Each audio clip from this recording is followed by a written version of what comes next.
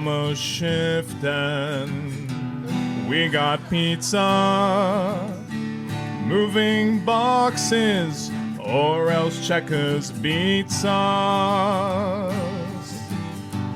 Life is rough here in the depths of space. If shit set comes a-knocking, we shoot them in the face. Gun cargo, gun cargo, gun cargo, gun cargo. Hail Cargonia, gun cargo, gun cargo.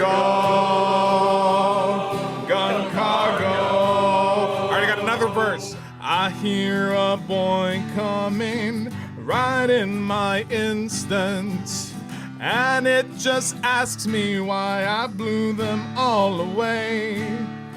But I feel so great now with Sovereign Cargonia. Every round we stand our ground. Gun cargo, gun cargo. Gun cargo, gun cargo, hail Cargonia, gun cargo, gun cargo, gun cargo, gun cargo, gun cargo, gun cargo. Gun cargo, hail Cargonia, gun cargo, gun cargo, gun cargo, gun cargo, gun cargo, gun cargo, gun cargo.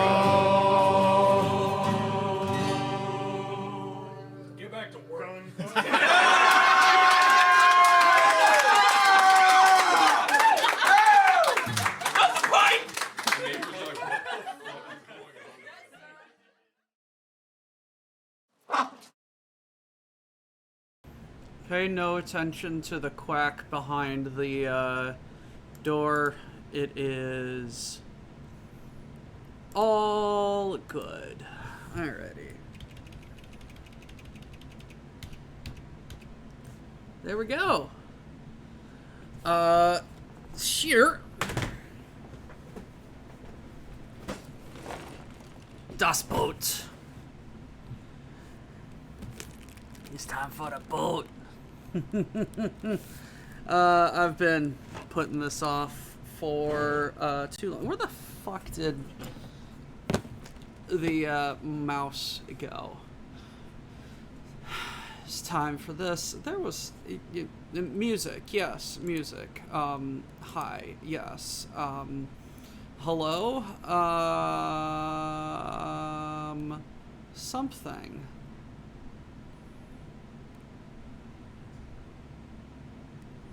I don't know. I kind of need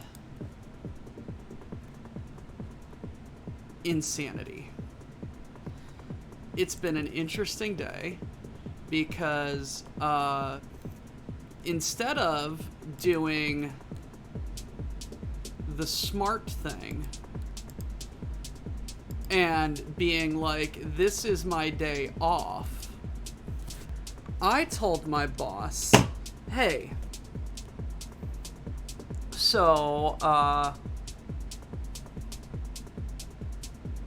about the other manager not being here, like, at all this past weekend. Do you want me to just come in Monday morning and do some shit? So I went in and I did some shit. Tired German, I am a tired doctor.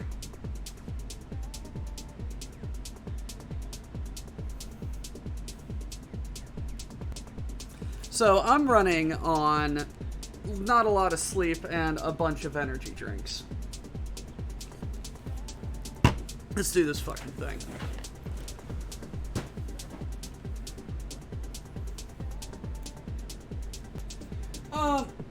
No, not really, but the store needed shit done, so we got shit done.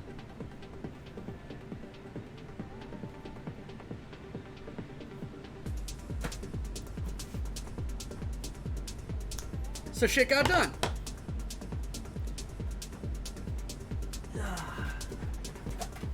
Oh, I may have opened this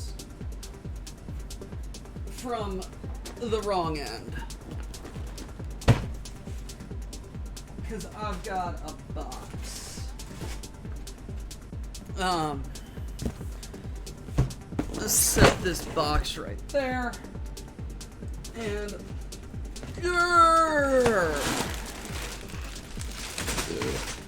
Legos everywhere.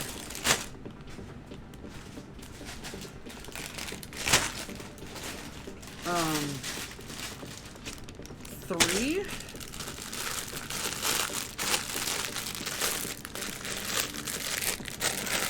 Five. 11, 6, 8. Oh no! 12. 9. Dose. Here we are.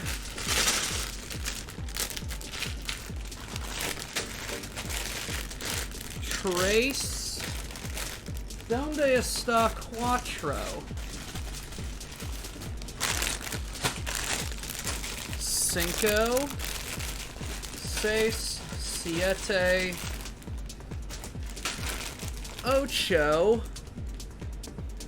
Nueve. Diez. Once, doce, trece. Y catorce. Now everyone, swiper, no swiping.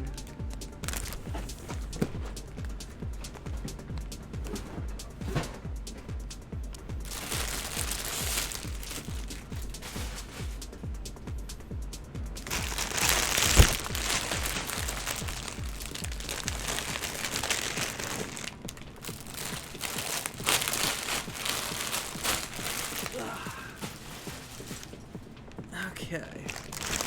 Only a reasonable amount of bags need to be up here on the desk at any one time. So, before we get started, I've got a book. This is a National Geographic. This is the issue from January of 2025, this year. And it features a headline article on finding the Endurance. Like, and it's got a lovely, lovely write-up of historical pictures of the Endurance. Oh, there's a film. Nice. It's Journey.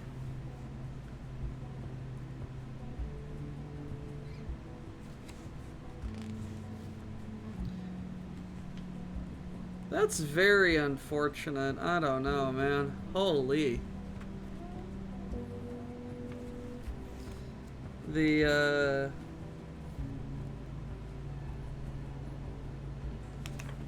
Wow. The fact that no one died is crazy. And then picture of the wreckage.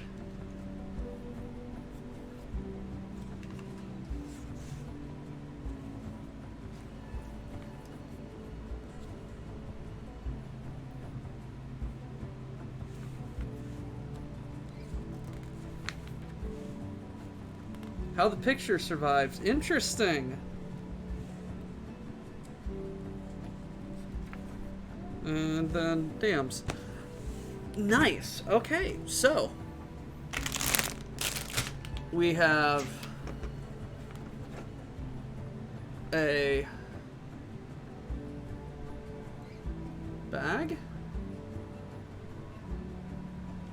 And we have instructions. Let's get going.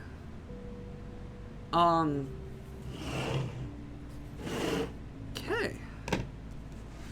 So I will read this and it will presumably summarize it to all of you lovely folks at some point in a future episode. In 2022, 100 years after Sir Ernest Shackleton passed away, the wreckage of his most legendary ship, the Endurance, was rediscovered on the Weddell sea floor off the coast of Antarctica. First launched in 1912. That's recent.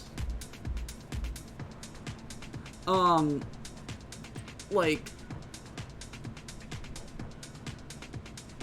a little recent, you know?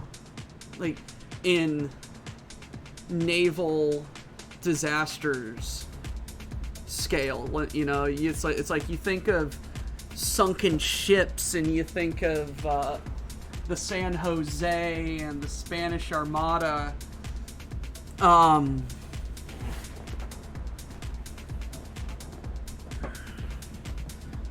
Pirates of the Caribbean and shit like that. But no, like, this was right along. This was contemporary with the Titanic. Hey Vaughn, hey Mo. First launched in 1912, the former luxury yacht was refurbished to withstand the most inhospitable environments and shield its crew from the elements on Shackleton's 1914 Imperial Transatlantic Expedition. The daring mission to cross Antarctica failed as the Endurance was swallowed by the polar ice before reaching the shore. How its crew survived, however, became one of the most inspiring stories of human resilience, resourcefulness, and camaraderie in the past century. Really would have loved an Oxford comma there. While the Endurance will remain in its final resting place, the rediscovery of the remarkably well-preserved wreck once again brings its incredible story to the surface. Enjoy building as we celebrate this epic survival story with a gorgeous LEGO Icons model filled with the most minute of details. The Antarctic Treaty. On December 1st of 1958, 12 countries signed the treaty to preserve the continent as an independent center for scientific research. Under the treaty, with no indigenous peoples to claim sovereign rule, no country had the legal authority to claim or attempt to recover the Endurance. Built to last, the three-masted Barkentine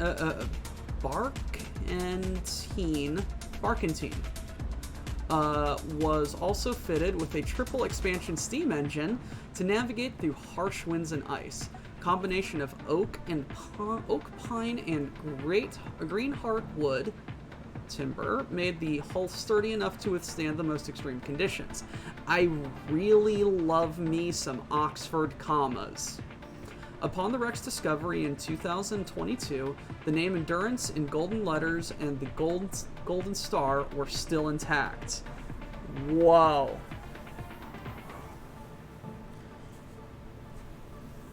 By Endurance we conquer, the Shackleton family motto. Nice. No man left behind. On December 5th, 1914, Shackleton and his crew set sail from Geertviken in South Georgia on a year-long mission to reach the South Pole. By late February 1915, the Endurance became relentlessly stuck in ice that would shift and drift around the Weddell Sea. Undeterred, the crew remained on board until October. Wow!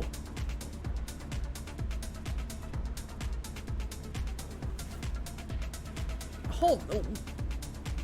October 27th.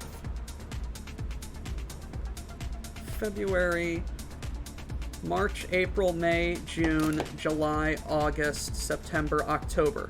They stayed 9 months on a boat trapped in ice.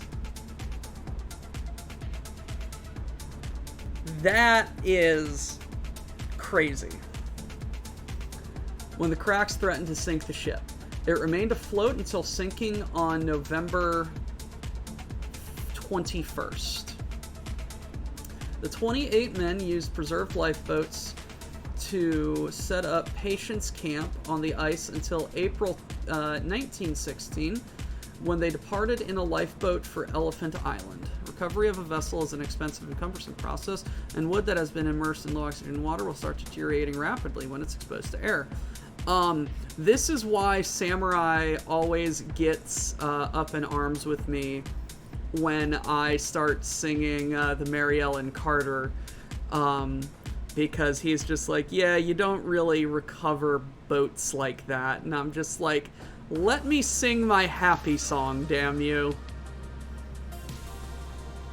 Departed in a lifeboat for Elephant Island. Each crew member could pack just 2 pounds of personal belongings, plus a banjo, which Shackleton declared vital mental medicine. I like this, man.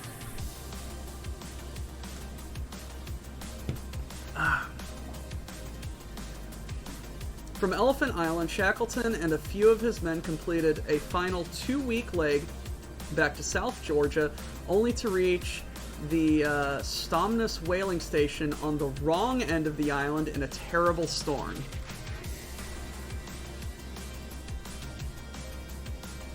You get the Mary Rose. Mary Rose was one of the steamboats that was recovered, right? If you do it wrong, you get the Confederate Navy ship Neuse, and that was an ironclad that basically disintegrated, right?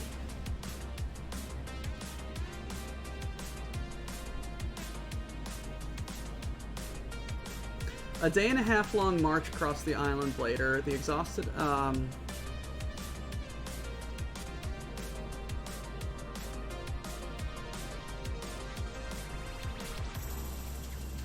oh, yeah, okay.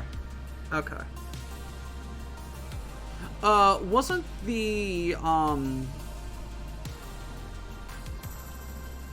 Wasn't the Swedish Navy ship that was built using 2 different measurement systems and overloaded with gun ports, and overloaded with gun ports pulled out of the Swedish harbor in a relatively intact condition?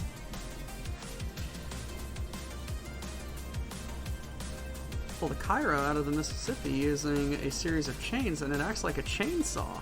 I wonder why.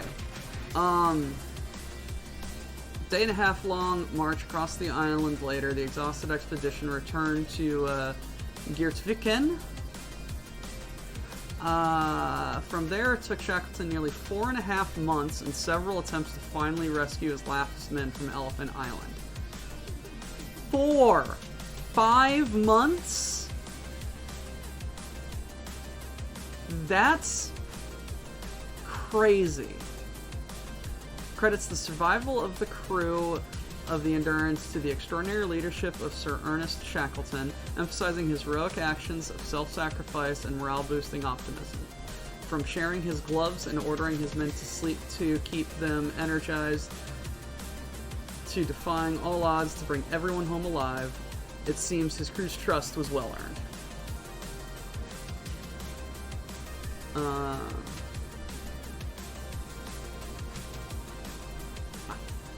Elephant Island. Ooh. On April 15th, 1916, Shackleton and his crew reached land for the first time in 497 days on Elephant Island, where the last of the crew was rescued on August 30th, 1916. And they abandoned the boat October the previous October the previous year. That probably explains why it took so long to rescue them, because all of the boats that could have rescued them were a little busy shooting at each other.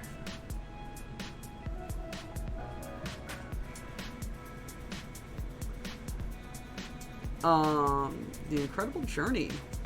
December 5th, Endurance departs from Geertviken, South Georgia.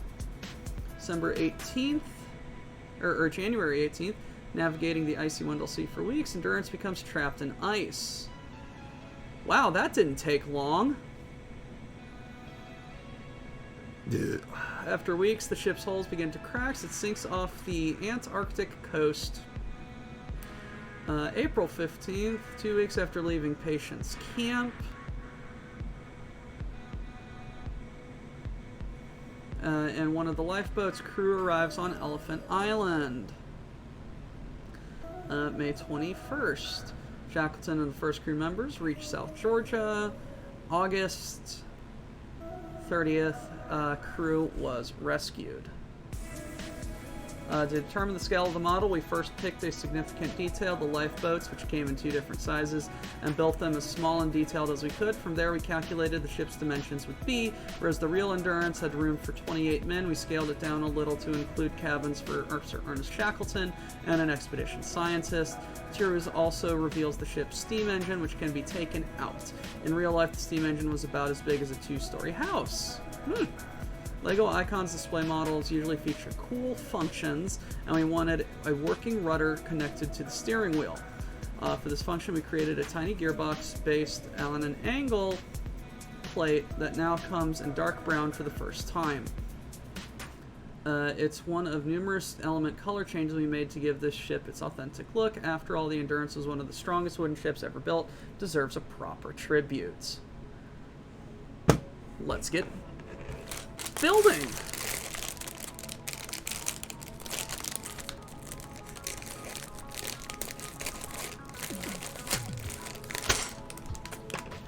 Please post and pin it. I think we would all benefit from sharing in that bit of history.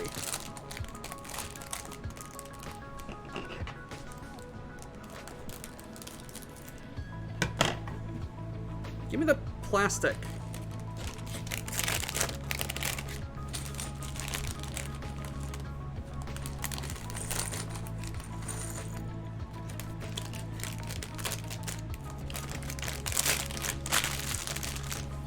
All right, I have a green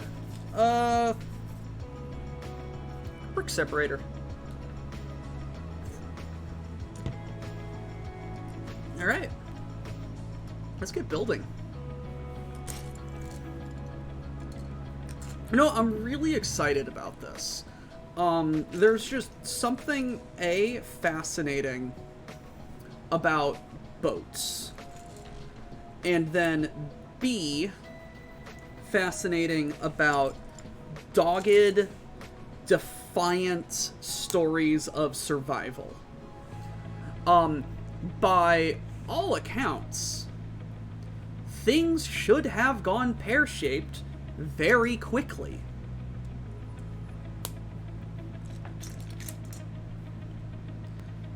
But it didn't. And everyone came back home mostly intact. Which is lovely. Okay, I love the, are we building the keel? I think we're building the keel. Yes, we're building the keel. I know my shipbuilding terminology. Let's get some snot bricks. For those of you who do not know, snot in a LEGO term means studs not on top. You see how there's studs up here on top? And you see how this is the side of the brick? And how there's studs on there. These studs are not on top.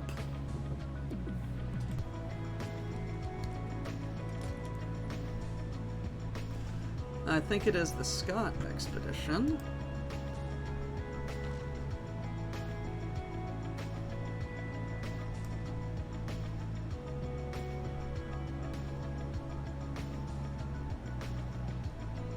Ah, okay. I'm not gonna watch that entire thing. But it's now in my watch history, I think.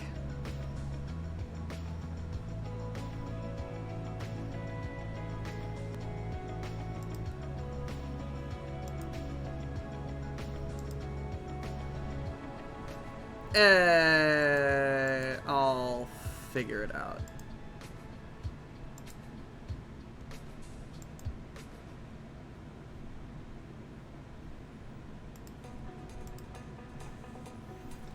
Well, fair enough, you know. I'm not gonna watch it on stream and get the stream demonetized. The keel is only 1 brick wide to keep the ship's sleek appearance, forming a wall in the front section with studs facing sideways. Techniques creates a nice shape for the hull. I mean, that's what a keel does, you know? It's thin and strong, buddy.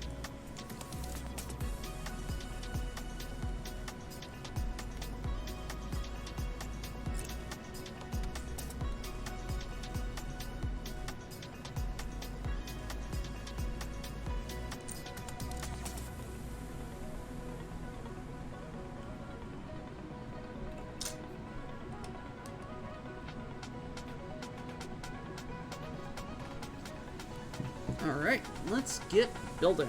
Let's build this little bitty thing. Ooh, that's a very nice color brick right there. That is a very nice color brick.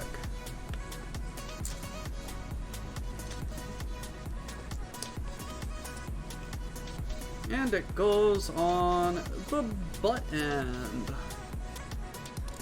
Well, I mean, beefy but thin, yeah.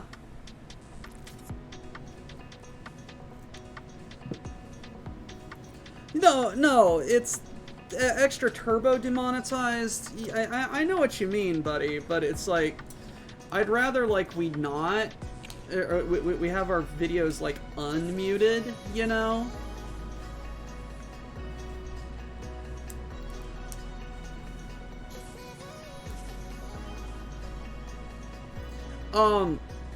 I mean, I entirely expect, like, very, very, very strict rationing took place.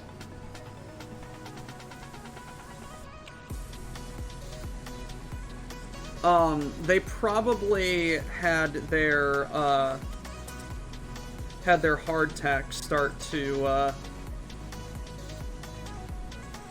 smell a bit off.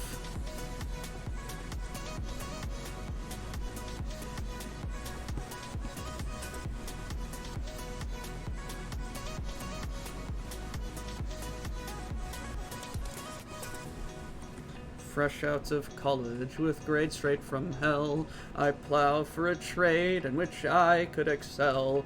A chip. In which I could excel. And eating some manning, men sails of purchase, lacking a captain. What looks as I to find such good fortune? A few white lies later, I run down the pier. Bought me a coat or a cutlass or two. I jump on the deck, and then I yell at the crew. Hoist up the thing, bat down the hatches. What's that thing spinning? Somebody should stop it. Turn out to port. That's not port. Now I've got it. Trust me, I'm in control. Because the keel is quite narrow, you can use the tan helper stand to keep the model stable during construction.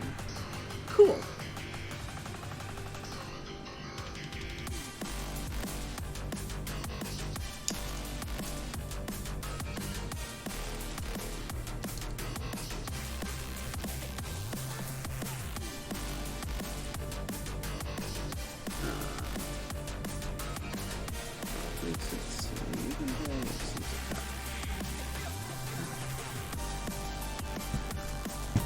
lyrics. Okay. Let me look at the lyrics.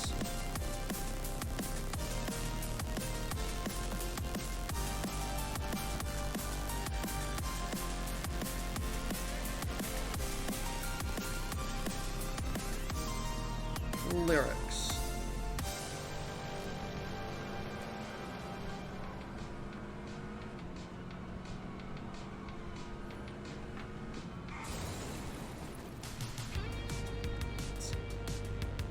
I can't sing the shanties, it has to be said. And all of that grog just goes right to my head. Whale meat is gross, and I miss a girl's laugh. 5 weeks at sea, even Dave seems a catch. Hoist up the thing, batten down the what's it. What's that thing spinning? Somebody should stop it. Turn hard to port, that's not port, now I've got it. Trust me, I'm in control. We've hit icy waters, no land to be seen. The food's getting low and the beer has gone green. There's murmurs of discontent under the deck. If I don't act fast, it could be my neck. So pull on the charts and those weird gold machines. I see what it says, but no clue what it means. Just pull on some levers and yank on some chains. They ain't a bad back till we've landed again. Hoist up the thing, back down the what's it. What's that thing spinning? Somebody should stop it. Turn up to port, that's not port. Now I've got it. Trust me, I'm in control. Hoist up the thing, back down the what's it. What's that thing spinning? Somebody should stop it. Turn out to port, this is Sherry. Trust me, I'm in control.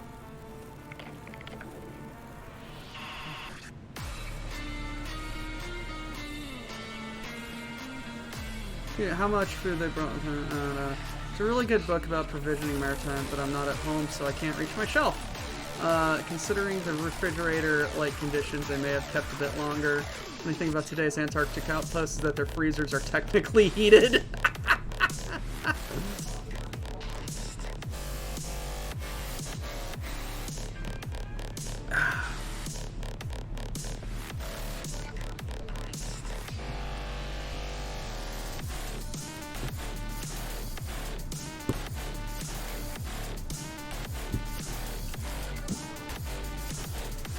I love these, helper builds. They feel good.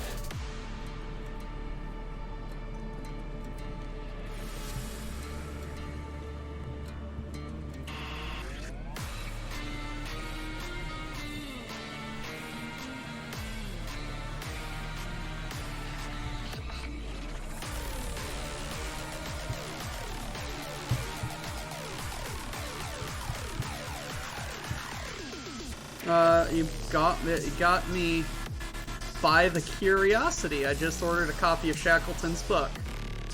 Cool. I may have to do that myself. See, this is what I love about, let's turn this music down.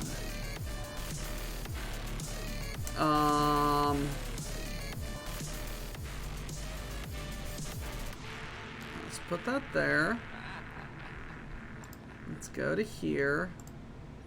Let's put you there.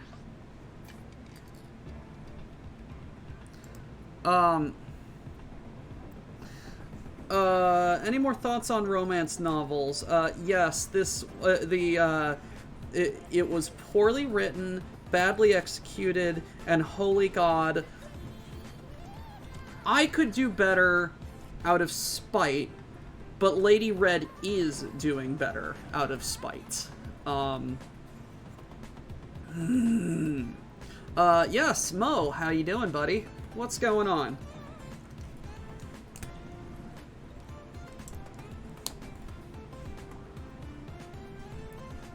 Yeep. How can I help you, Mo?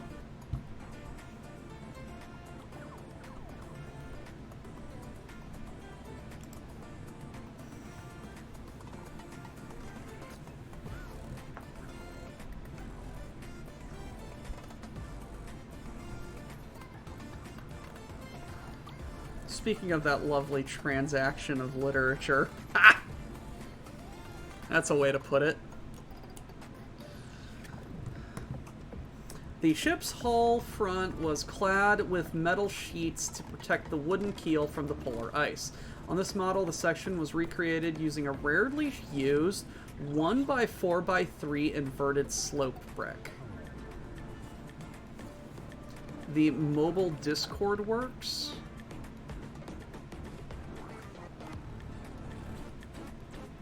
Are you talking about her notes?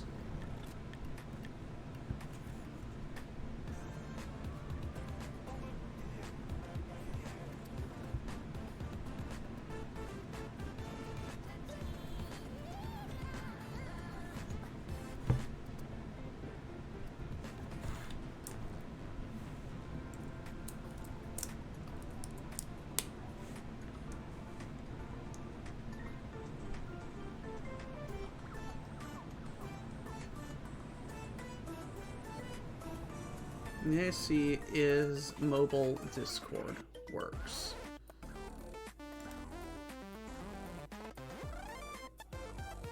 Oh.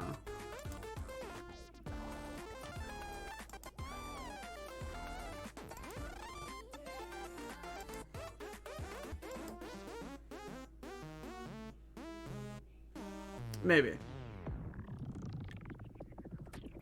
Probably. I don't know.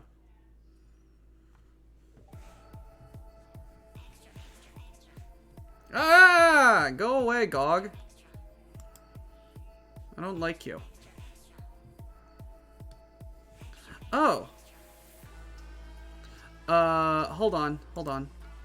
Did I... Wait. Hold on. Mo, go into general.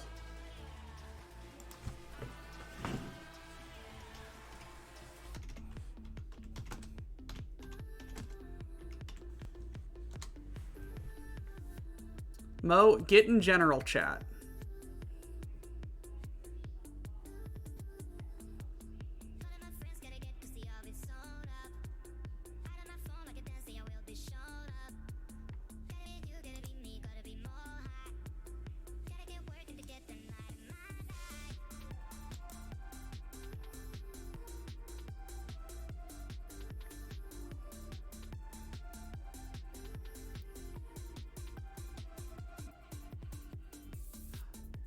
Mo, get your butt in general chat and I'll fix it.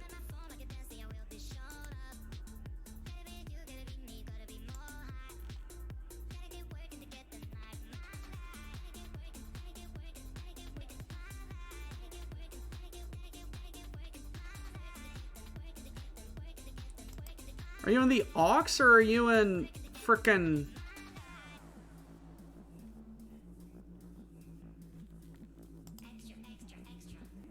Ah, there you are.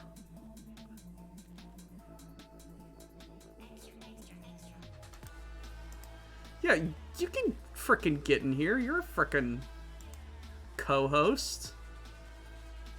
There we go. Alrighty, say hello. Can people hear Mo? If Mo can speak.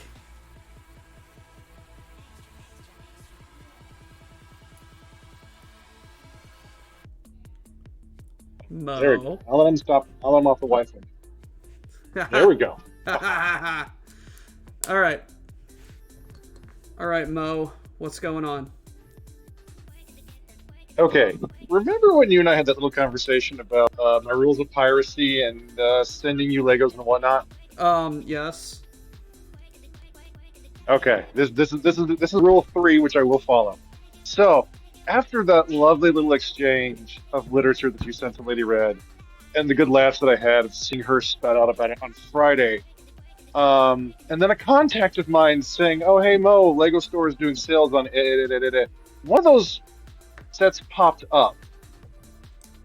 And I looked at it. I found it very funny that the fact that you got to inflict something of BattleTech into literature on Lady Red, and I went, well, let's inflict something of literature onto Legos for Doc. Oh God, what did you do? So I found the Twilight Lego set. My finger's above the button that says send.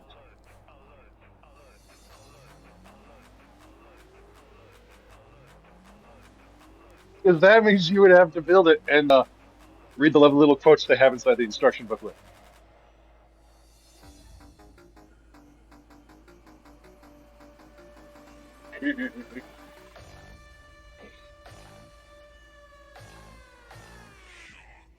I haven't done it yet because Rule 3 says I have to ask for permission, and that is not a rule I cannot disobey.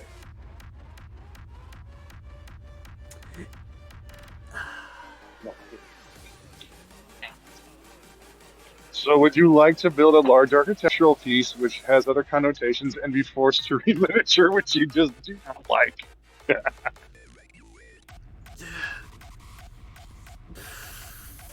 Fuck it. This is WBPL, and we are nothing if not dumb. The fun part, with the exception of the background and some of the goofier along the way models, it looks like a nice set. You would just have to discuss Twilight as you're doing it.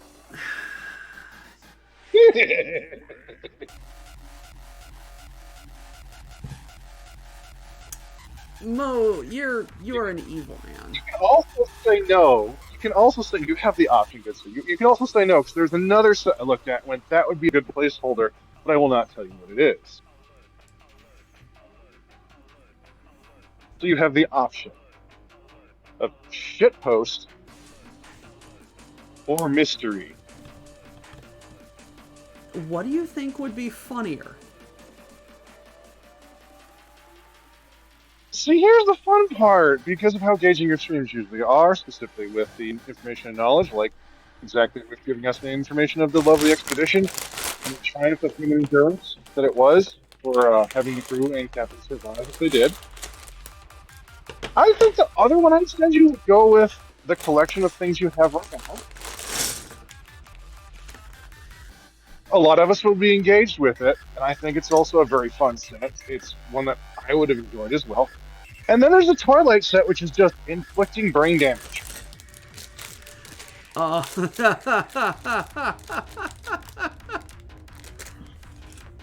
we literally have like PBS Nova or Vampire Diaries. Mo, go with your heart. That's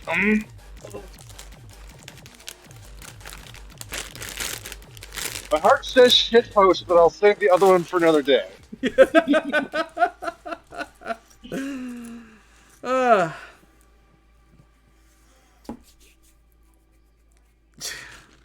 Alrighty.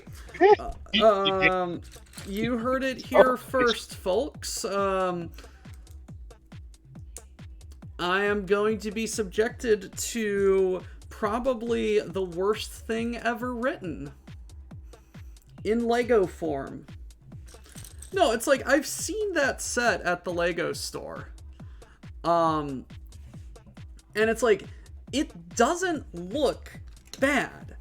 It's a very well-designed house in Lego form. Yes. It just also has the connotation of shitty vampires. You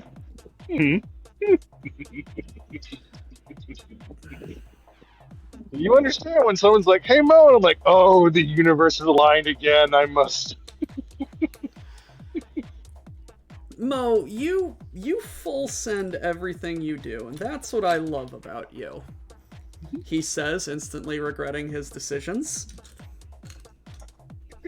No, I will never take away someone's choice. That is not an illusion. It is always a right. It is one of those, I see it, and then I see something next to it and go, both of these are good decisions. Both of these would be very enjoyable on stream. However, one of them plays into the gag that everyone else gets to enjoy. And a lot of them, I know for a fact that all of us watching right now and working and everything else would have lovingly commented on and would have loved to see the build up. And once again, and then there's High School Vampire Diaries. And I was like, the choices. Line. Line. I swear to God, that's like my favorite part of the riff tracks of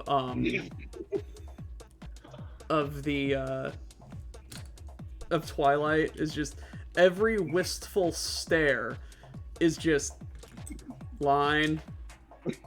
Guys, what's my line? Well,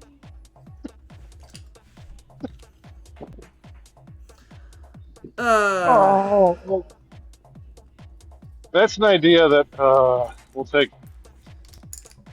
That is an absurdly good idea that we would have to go figure out. But much like the Kung Fu Dojo, if we could get a gaggle of us people in oxholes together and do a riff tracks, a beeple track, if you would, of something. But I know that will take a lot of legwork to figure out and do. But that's an idea that should anything come of it, I need to go talk to Dixon. I'd love to get Tex involved and do a beeple track of like some like war movie or something. Oh, like Bridge Too Far, The Dirty Dozen. Or the the Longest Day. Yeah. And just hear him rant about how poorly everyone's gun handling skills in. Those guns don't make that sound, shit like that. Yeah. That gun's a bitch to maintain.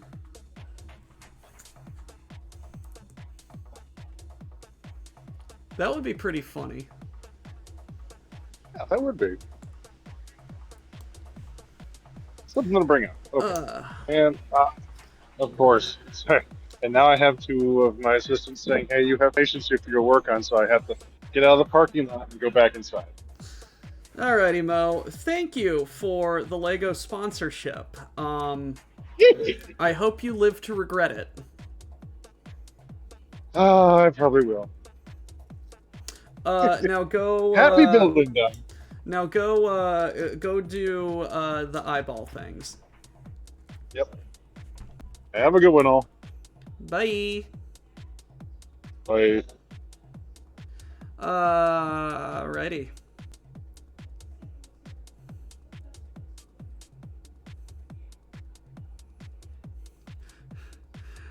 Just to go like, the army doesn't work like that. This is the wrong type of gun for that regiment at that time.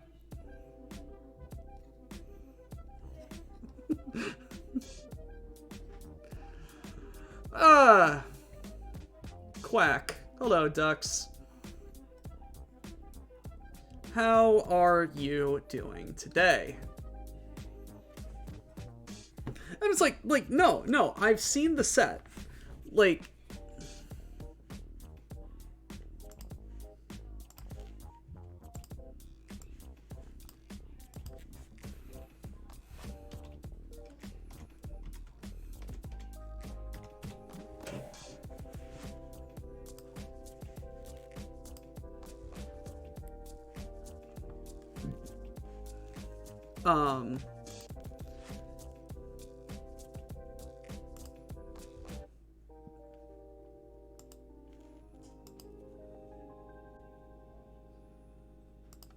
like, it's a fine-looking house. Like, it's literally just the fact that it's associated with Twilight. Also, it's $220. I don't think that that's worth the meme, but it's a very well-designed set. and like it functions like a very good minifigure house. That piano looks really good. Like that kitchen set, or that kitchen is really nice. It's like the, yeah, it's like that truck is really cool. But it's like, where was it? Like everything's like of a very good proportion.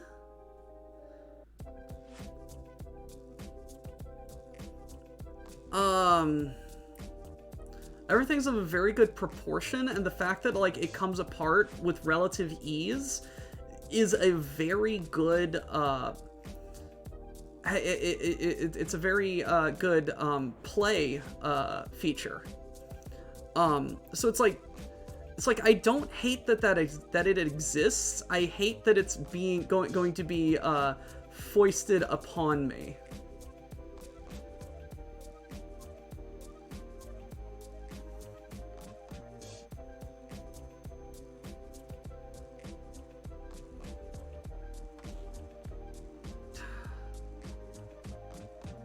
She looks absolutely happy to be here. The frickin' actor.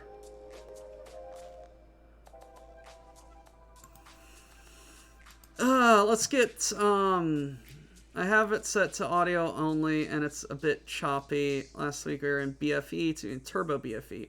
I want to stop on the way home and play with the baby gators. Ducks, also, on the way home. Get some boudin balls.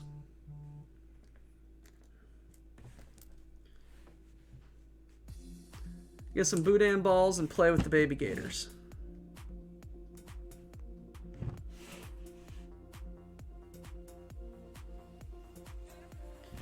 I love that I have things being told to me when my plans were to sleep.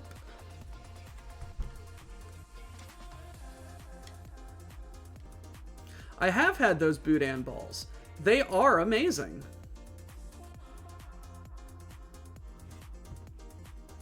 What am I... Oh. Lovely. I am not counting that as a mistake, because Mo came in here and physically threatened me.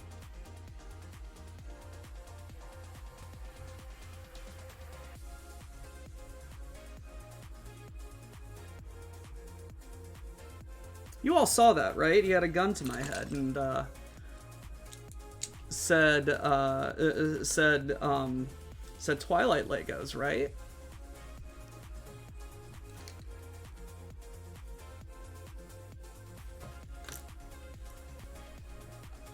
Where are we going with this?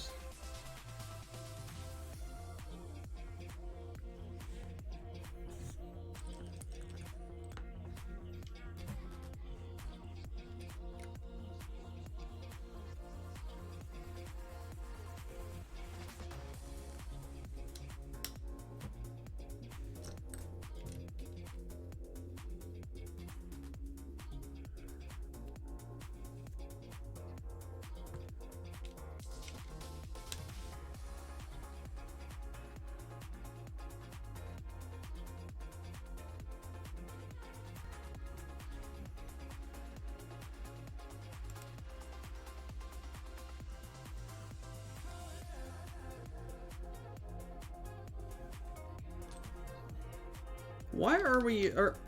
Oh! Okay! We're using the other side of the brick, of the brick build brick to simulate wood planks. Cool! That's interesting.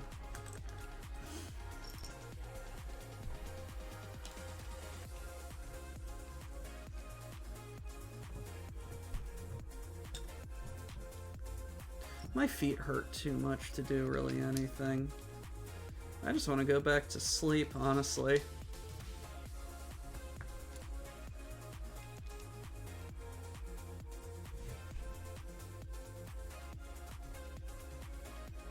I really enjoy, I'm really enjoying this icon line. What other icon sets did I do? Did the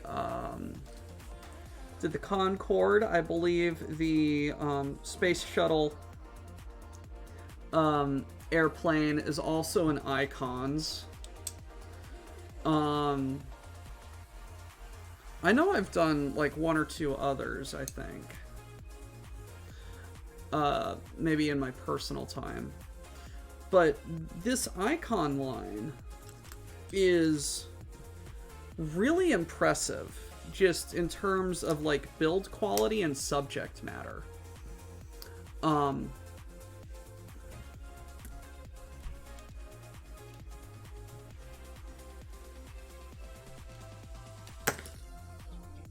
Oops.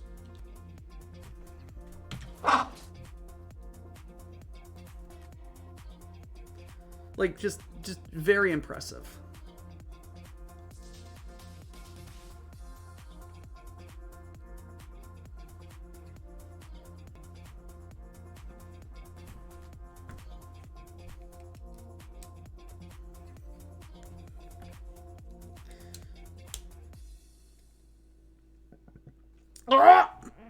Oh, God. Ugh. God, is that what acid reflux feels like? I burped so hard I threw up a little bit.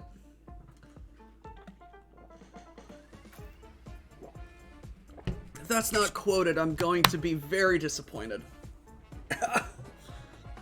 Ugh.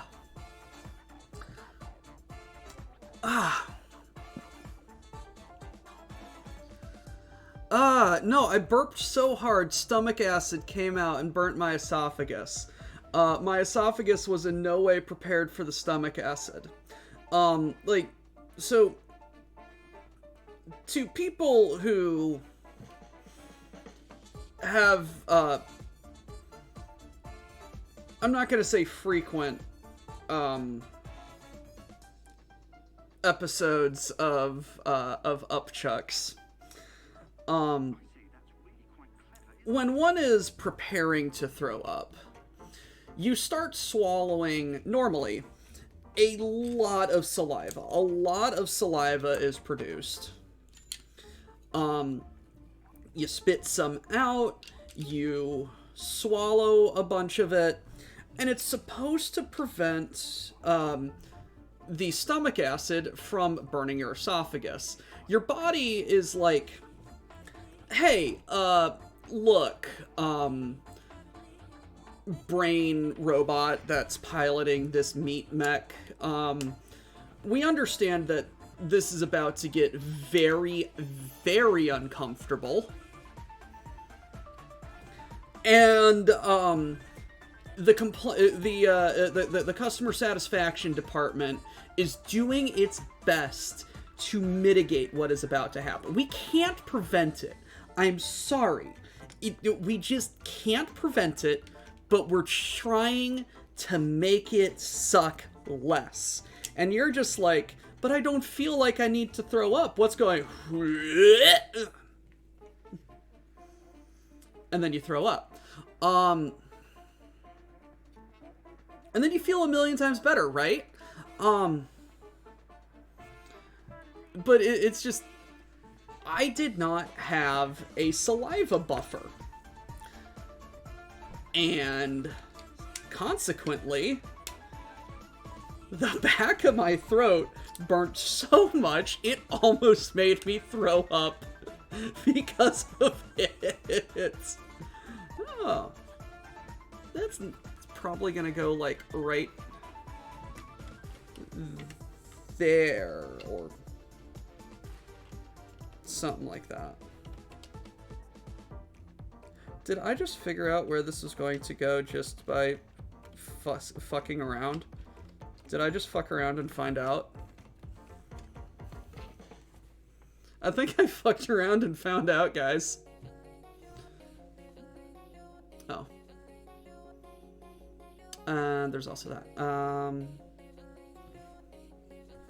Pay attention to the instructions, Doc.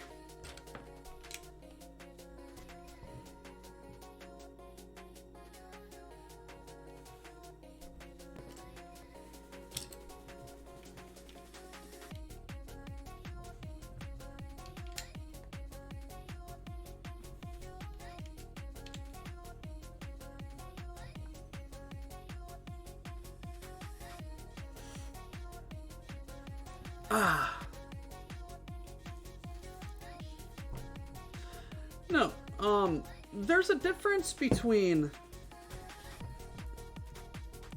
there's a difference between screwing around and finding out, and then there's fucking around and finding out. Screwing around and finding out is how scientific curiosity happens. Fucking around and finding out is how you wind up in a hospital.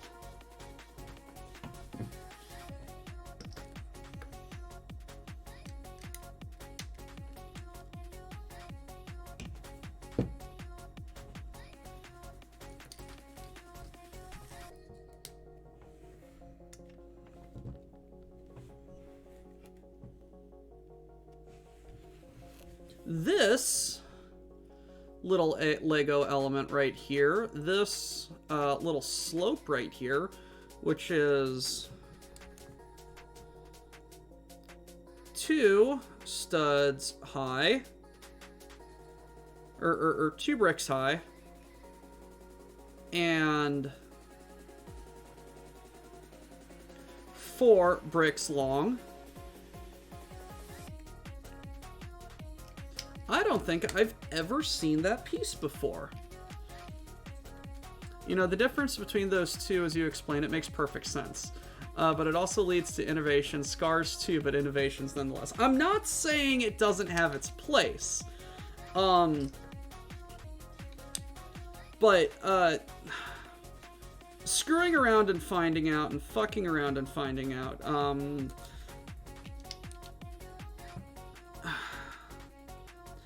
Thank you, Mo. This is not belittling the contributions that she made to science. To science, this is merely for hyperbolic illustrative purposes.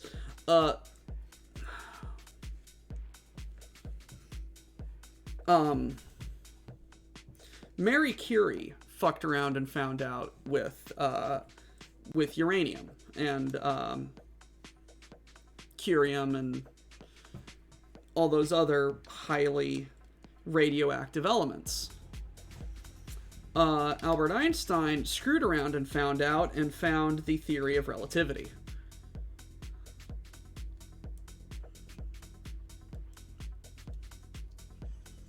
You know, it's like both were great scientific discoveries. Just one didn't wind up with turbo cancer.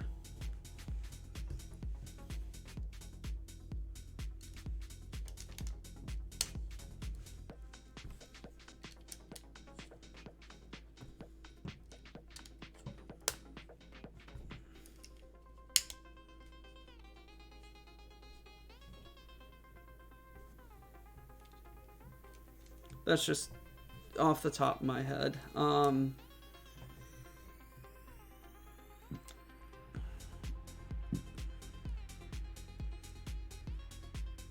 do like that. That is very sleek.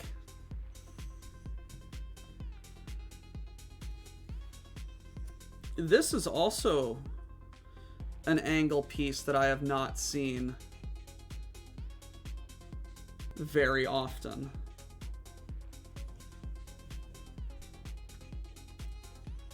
Hey Digi, how you doing, buddy? And now we are using... I've seen this on other spaceships.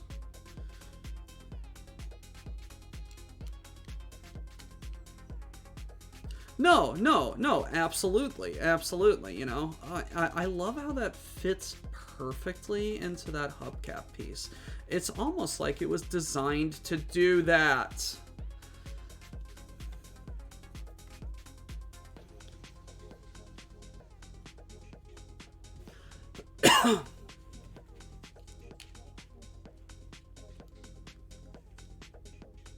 Look at that. Look at that. That's a Lego bolt hull.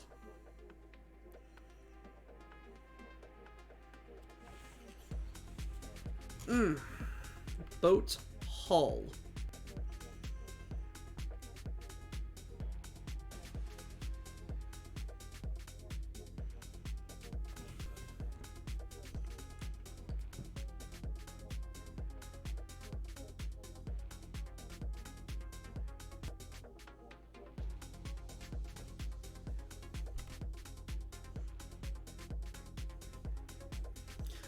Screwing around. Here's another.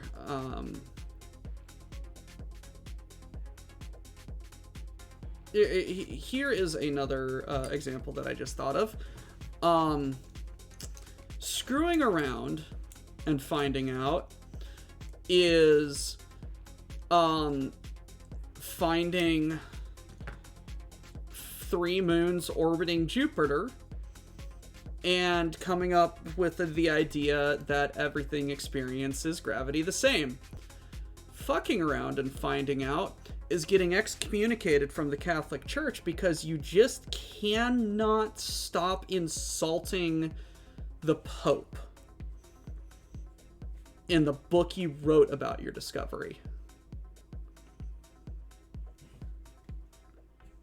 Like, it is physically impossible for you to not insult the Pope.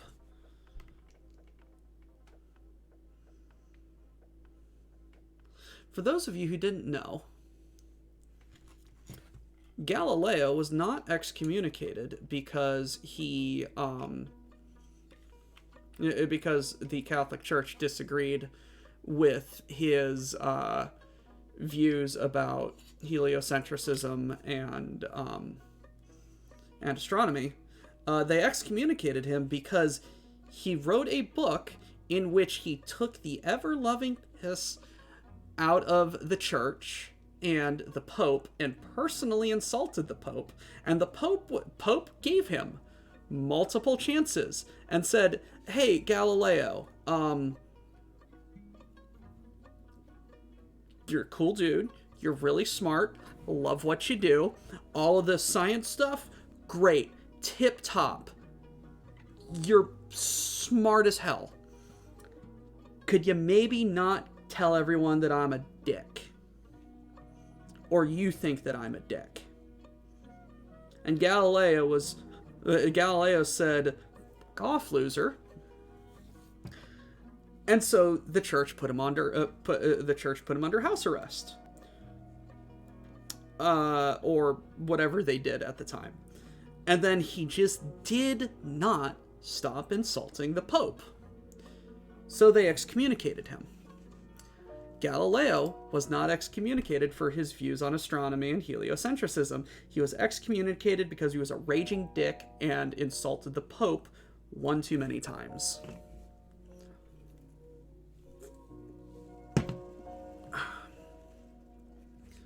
For those of you who didn't realize this, the church had a commission done,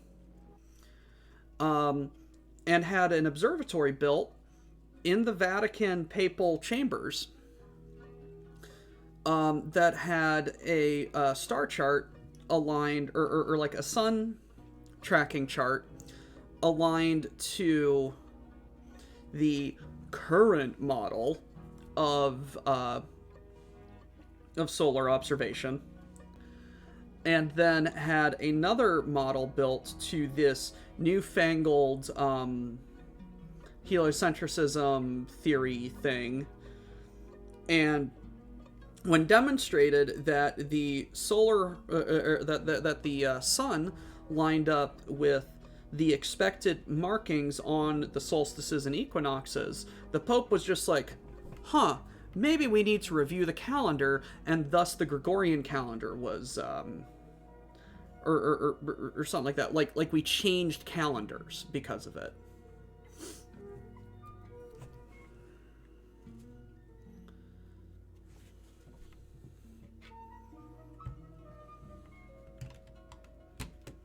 Like, the Catholic Church sponsored lots of scientific inquiry in the in medieval, early modern eras.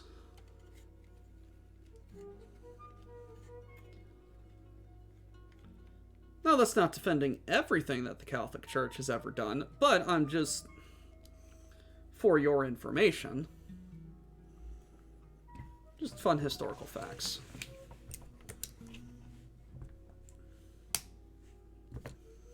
Let's get to making a boat.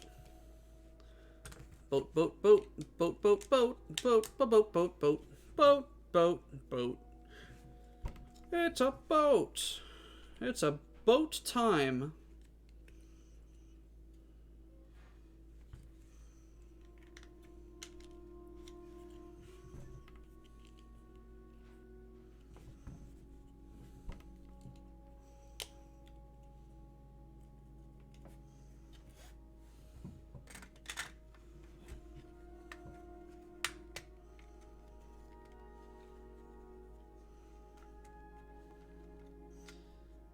You see, guys, there's history and then there's pop history.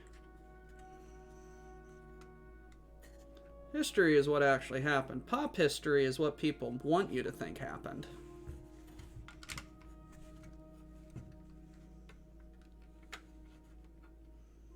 It's very easy to get the two confused.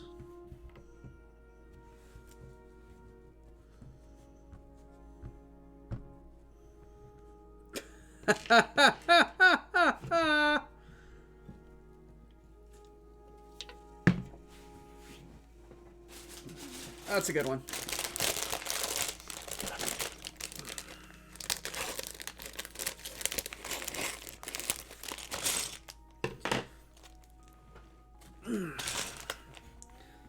Okay, this is actually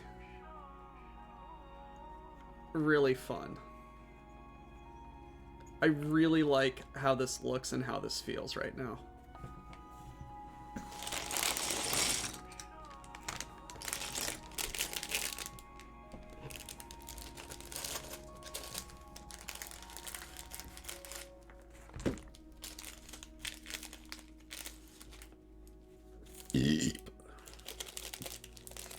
It's like, even like just looking at it partially built like that, I'm just like observing this, and it's just like, yes, that is really good. Like I really like how they use the bricks as the other side of the bricks as planking.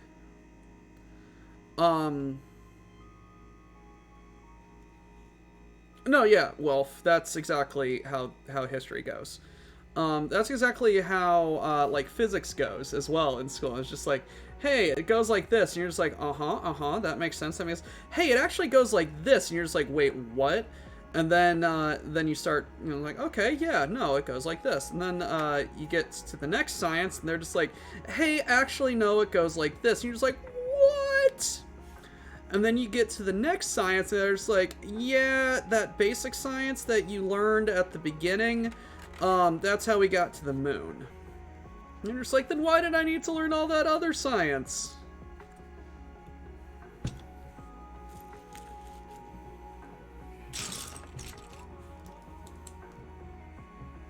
Oh, we're building the mirror. Okay.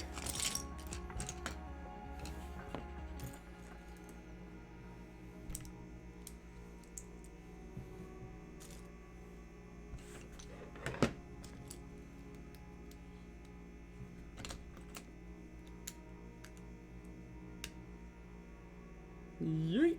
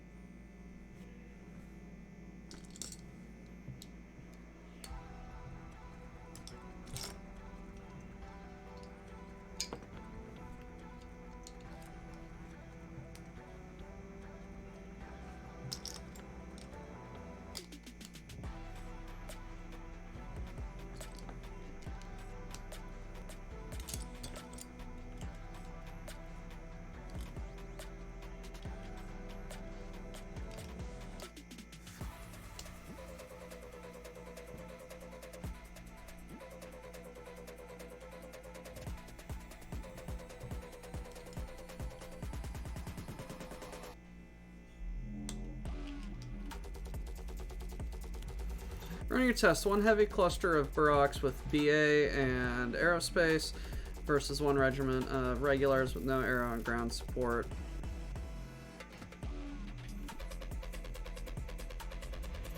If the aerospace is configured correctly, probably that one.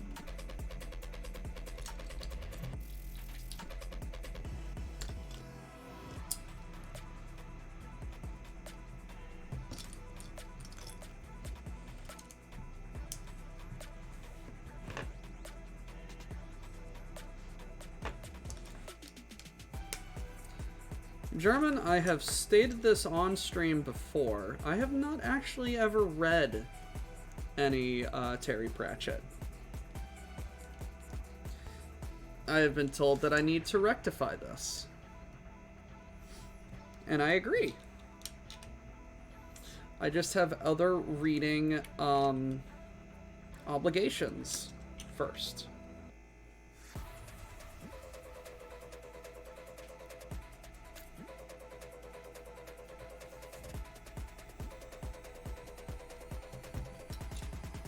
Such as war crimes and self-loathing.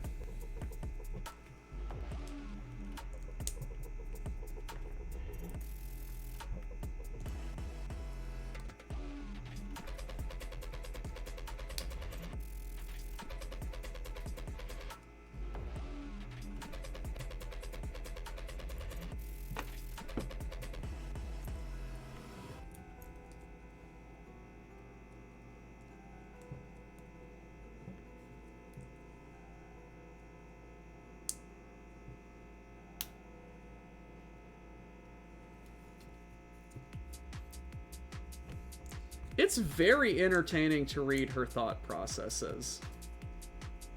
And you, Grimos, who has no idea what she's actually reading, get off lucky.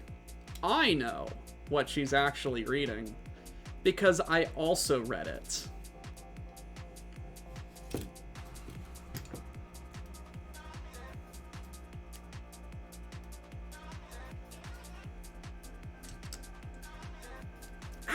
Fucking Lego bricks and their pointy ass corners.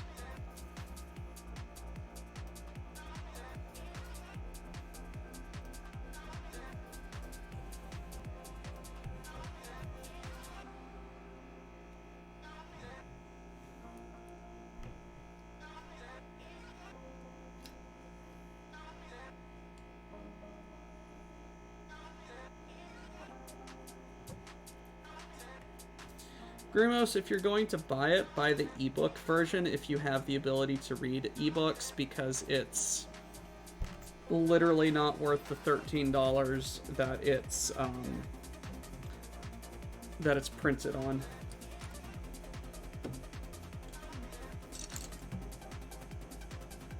I do not recommend you buying it for full retail price. It is not good.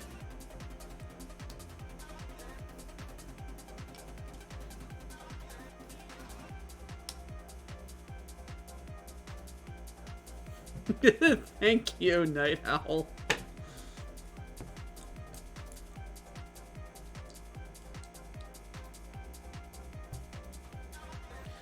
No, I did not buy it at the convention. I bought it from Barnes & Noble afterwards.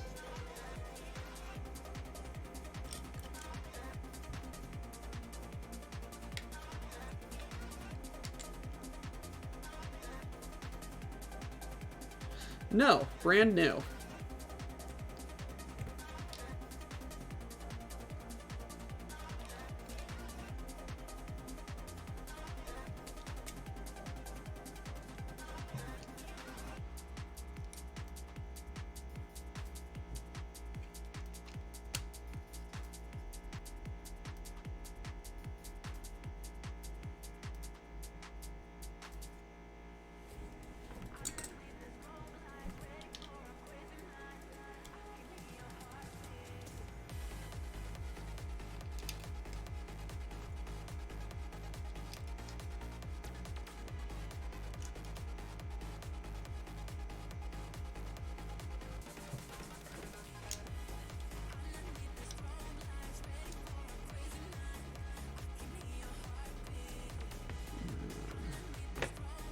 just getting all of these bricks in place.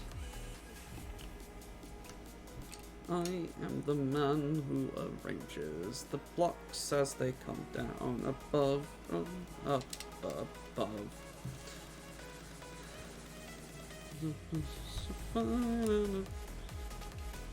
Blocks is fine. Like hand and love. Think that in blocks is fine, and the lines would fall formed as they fall. But now I see that I have misjudged it. I should not have nudged it after all. Can I have a long one, please? Why must these infernal blocks tease? I am the man who arranges the blocks that...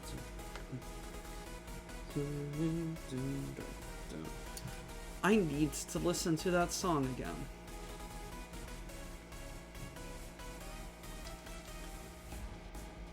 Yes, Grimos.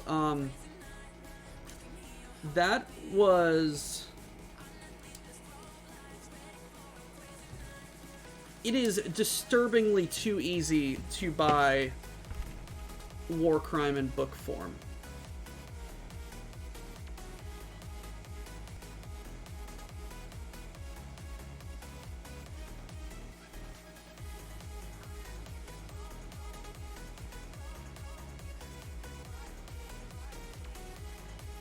Okay, here we go. To Moscow I came seeking fortune, but they're making me work till I'm dead. The bourgeoisie have it so easy. The Tsar's putting gold on his bread. The people of Moscow are hungry, but think what a feast there could be if we could create a socialist state that cared for people like me. I am the man who arranges the blocks that can send upon me from up above. They come down and I spin them around till they fit in the ground like hand in glove. Sometimes it seems that to move blocks is fine, and the lines will be formed as they fall. Then I see that I have misjudged it. I should not have nudged it after all. Can I have a long one, please? Why must these infernal blocks tease? This is a song, this is a YouTube video from 2009 titled "A Complete History of the Soviet Union Through the Eyes of a Humble Worker." Please look it up. It's brilliant.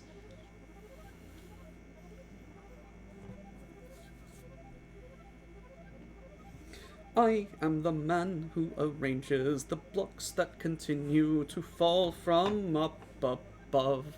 Come Muscovites, let the workers unite, a collective regime of peace and love.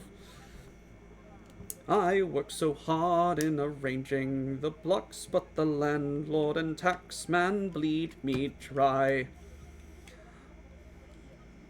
But the workers will rise, we will not compromise, for we know that the old regime must die.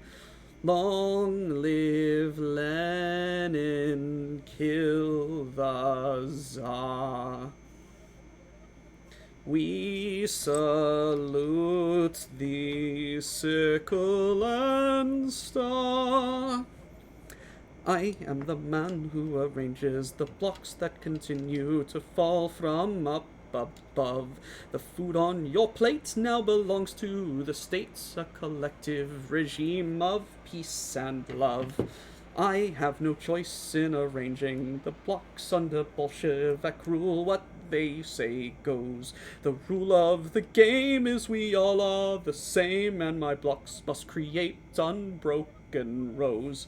Long live Stalin, he loves you. Sing these words or you know what he'll do. I am the man who arranges the blocks that are made by the men in Kazakhstan. They come 2 weeks late and they don't tessellate, but we're working to Stalin's 5-year plan.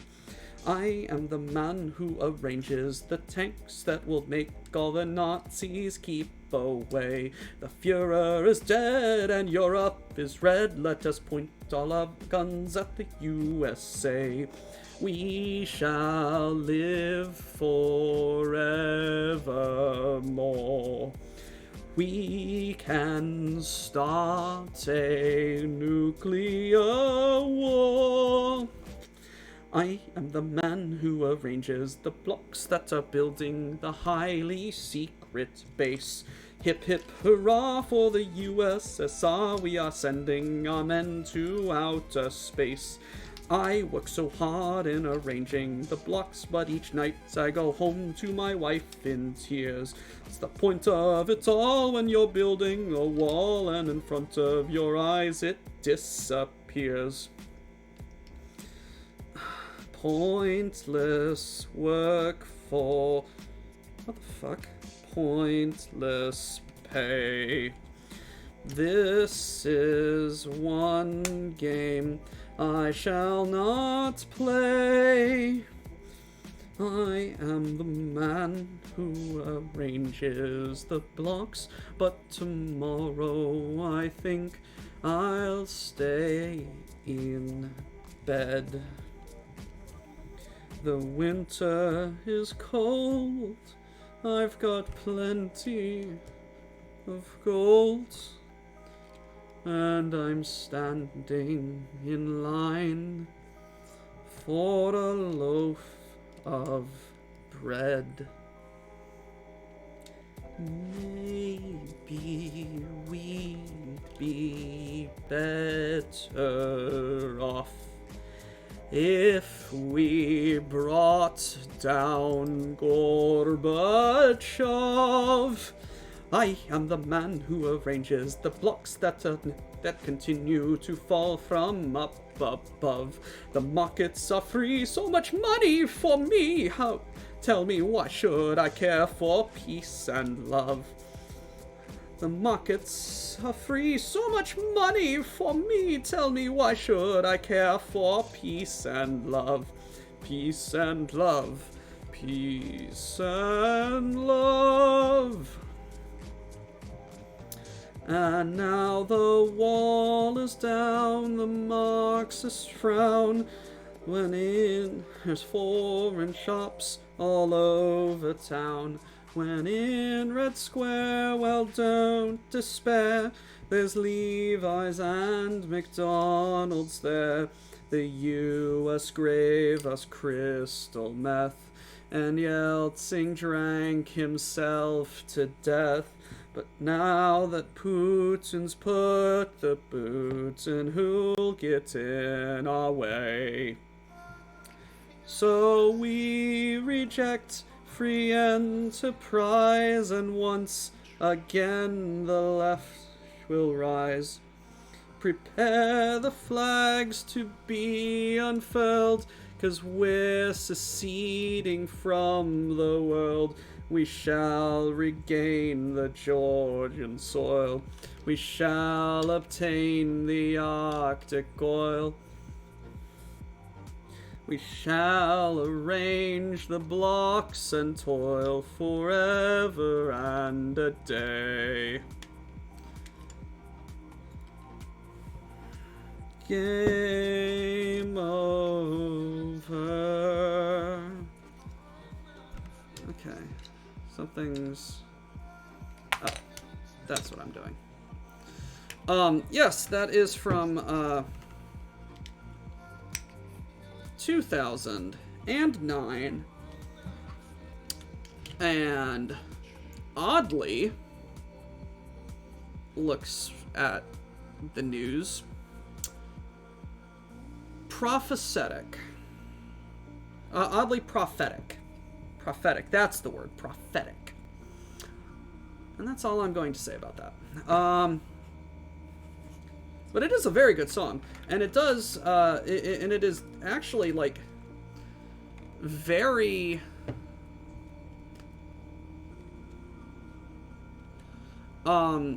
accurate to, historical, timelines, and the historical, reasons for the things happening. Which is hilarious.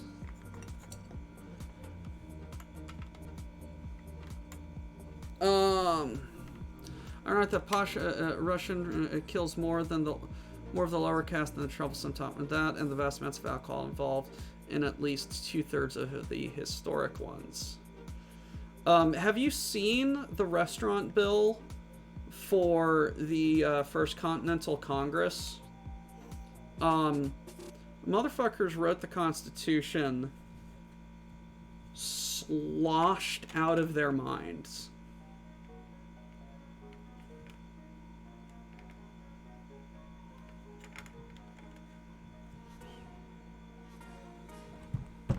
Now the Brown Legal Technic 1x4 tooth bar gear rack elements make for nice little wooden ladders.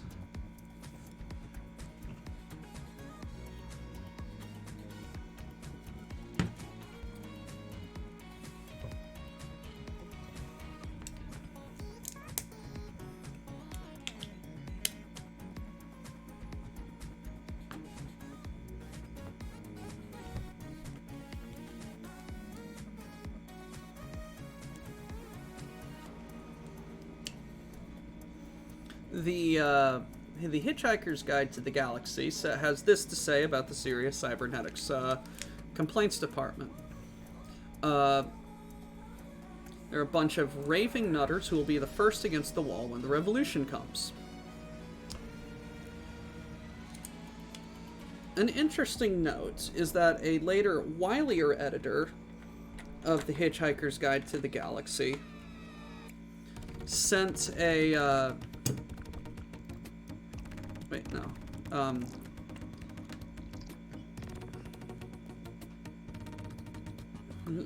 A copy of the Encyclopedia Galactica that slipped through a wormhole in space or something like that had this to say about the Sirius Cybernetics Complaints Department.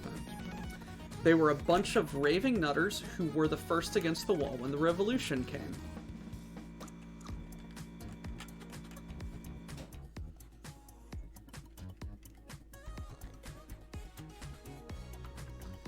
Man, I broke my boat.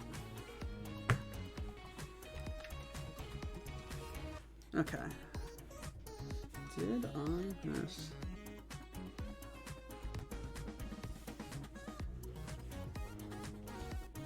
Yes, I did. And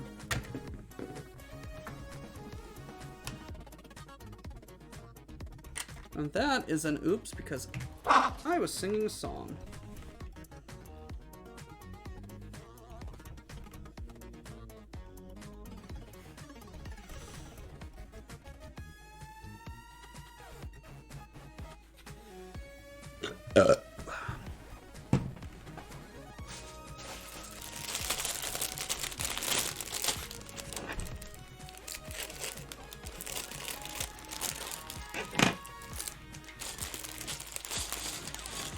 thought I'd stop in for a drink before.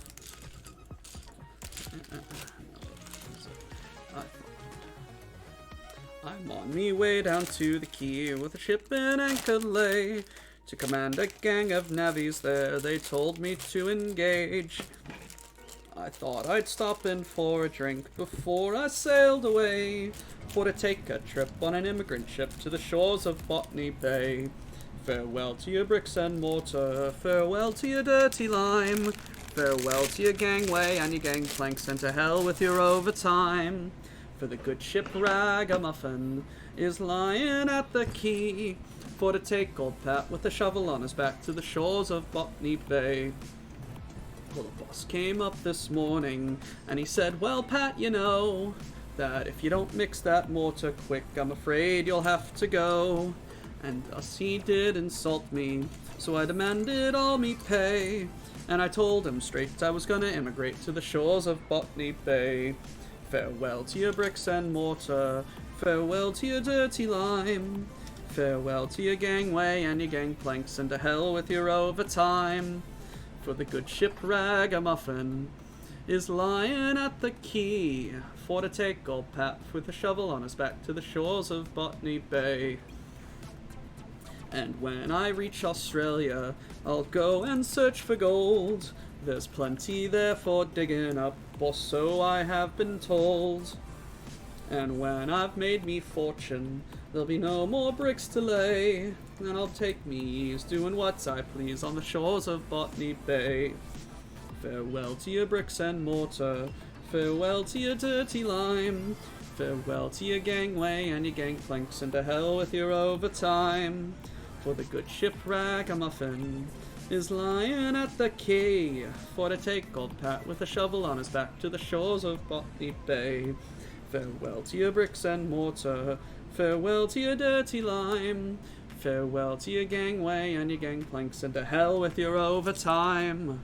For the good ship Ragamuffin is lying at the quay, for to take old Pat with a shovel on his back to the shores of Botany Bay. For to take old Pat with a shovel on his back to the shores of Botany Bay. It looks like they've got you building in modular sections that pin together. That's an interesting construction method. I agree. It's going to be a very interesting a very interesting way to pin it together. And I expect that there's going to be a tile that goes all the way across here.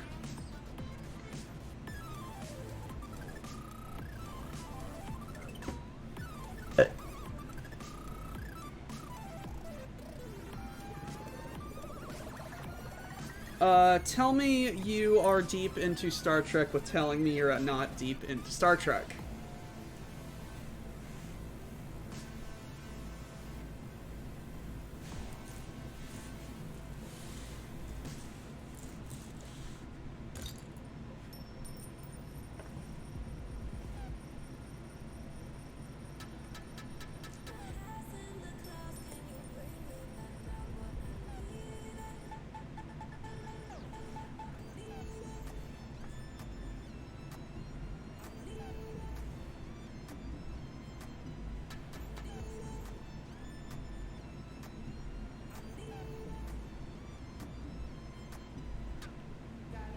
Okay, I'm not calling this an oops. This is, like, these tiles are very difficult to find in this bag because they were all mixed up.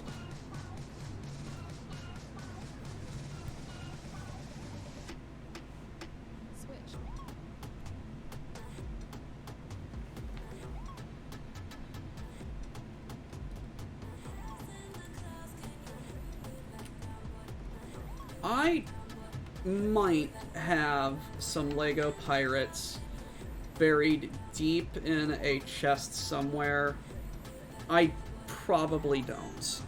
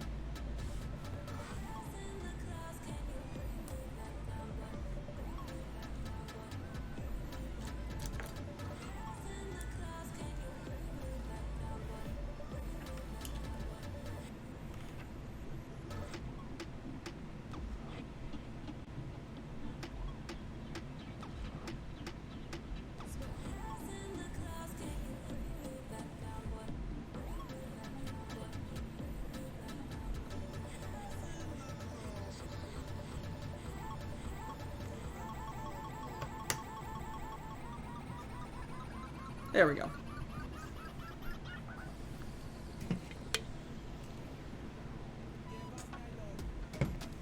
That is the opposite of how that's supposed to work.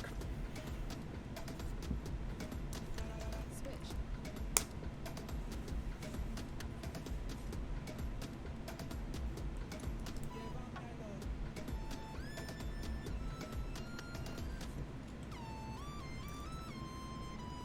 Switch.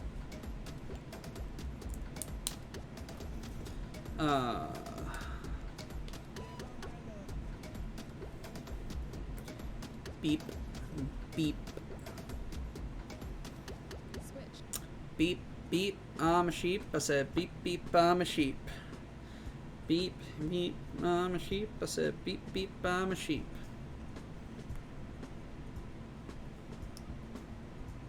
Meow. Meow. I'm a cow. I said meow. Meow. I'm a cow.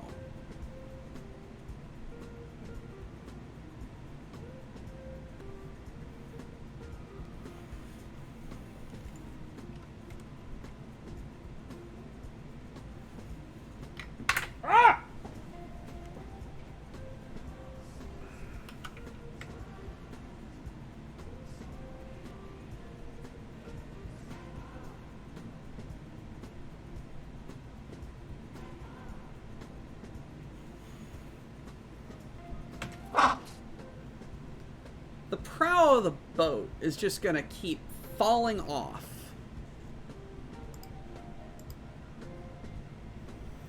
Ugh. Stretch.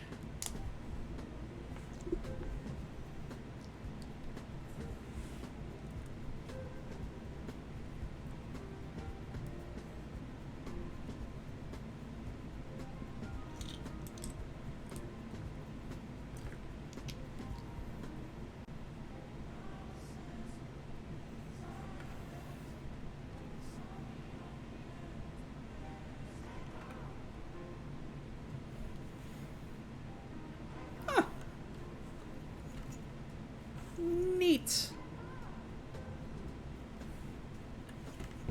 I love how much like decking this looks like. This is a fantastic, oh, and it doesn't get better. Wait, no. No, it does. Yay!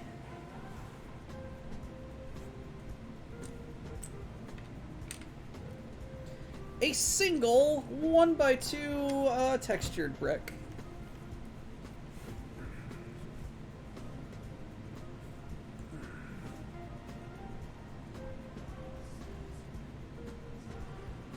I do love the mixing of Technic and system. Like, I think complementing or supplementing a system build with Technic helps get to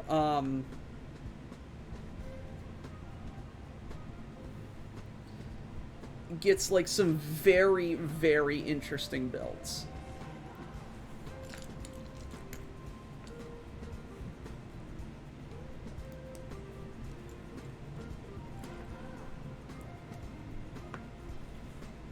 Oh, there you are, Samurai.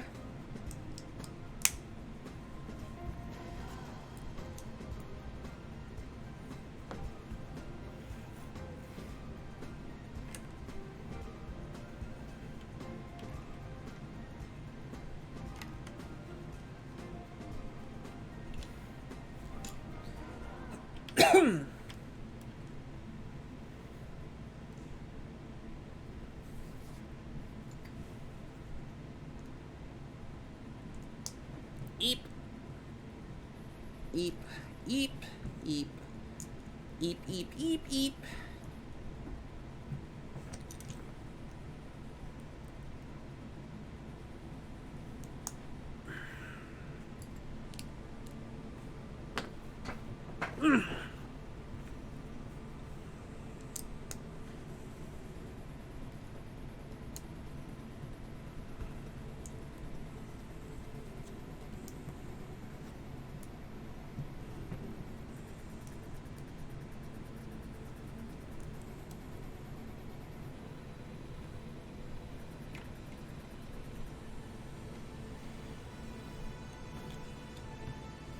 Alright, excuse me, as I need to pee.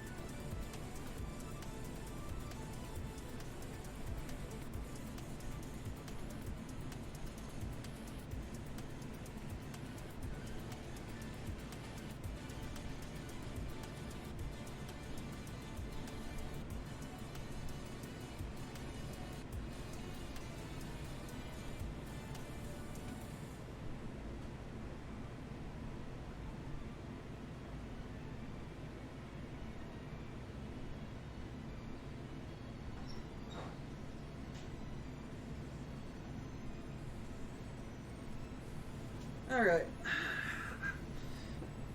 Ew!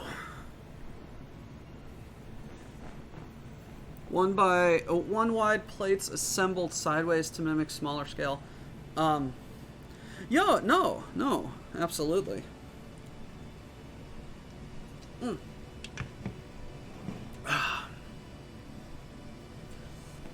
And now my hands are cold.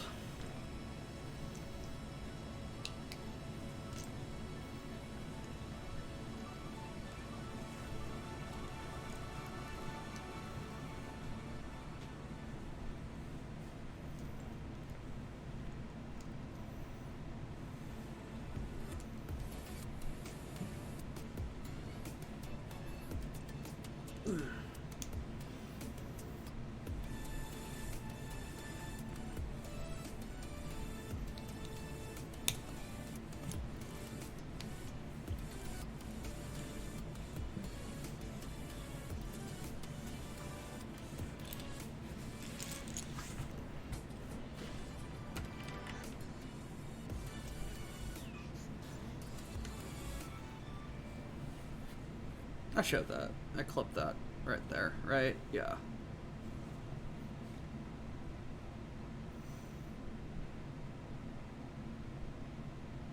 Boom, boom, boom. No, you did not, or at least not while I was here.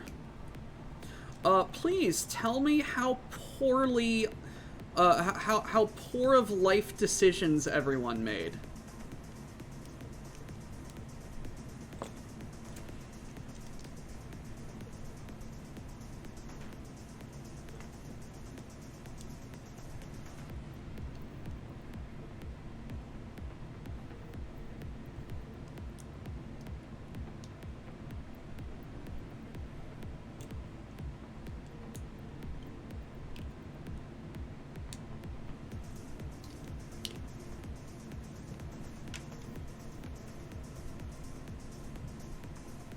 Now that is looking like a...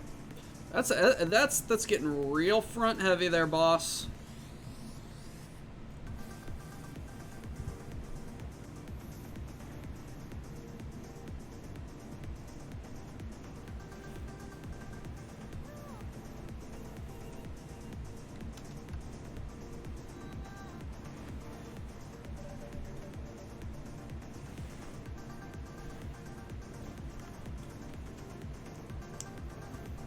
This is some very interesting shapes and techniques going on here, and I approve of this.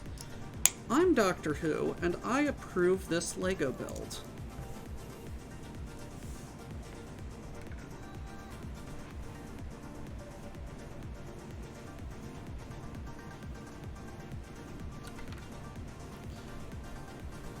Not yet Thinder.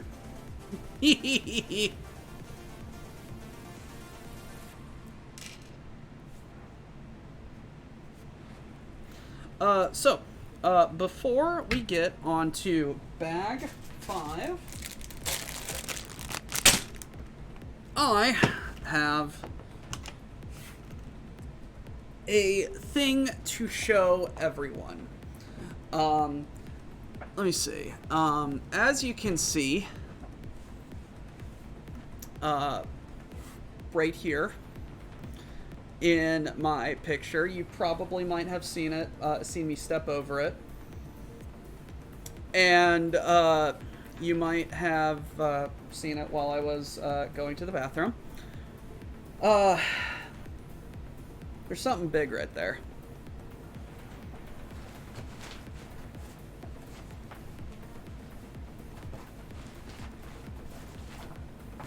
There's something very big right there. I have Brock Sampson, but a psyker. Marvin, the unholy love child of Friar Tuck and the Sheriff of Rottingham.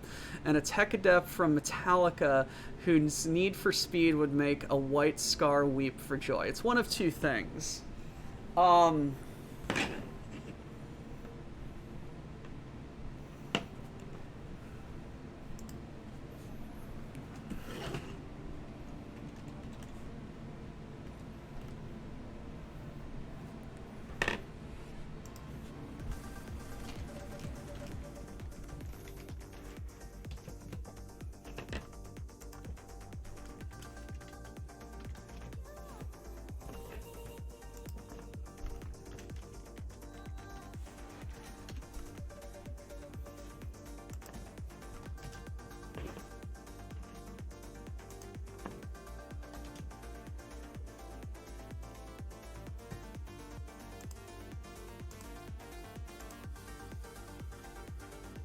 There you go.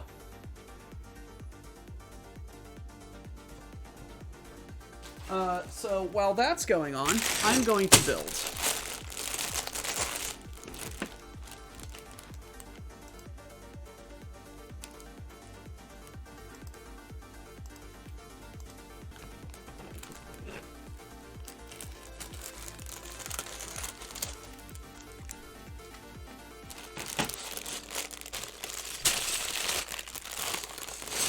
I would love to build that King Crab mock.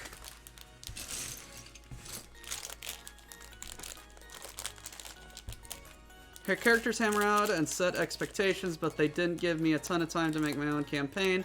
I'm going to ape Magistrate and Mundanus for a bit until I figure it out. Thunder, let me give you my advice as a DM. Make location for like ease of for like ease of session stuff. Make a couple of locations. Put a couple of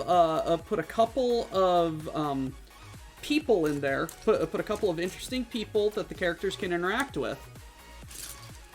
So it's just like, give the players some things to do and some people to meet, and that's really all you got to do. A good DM friend of mine operates under the powder keg principle.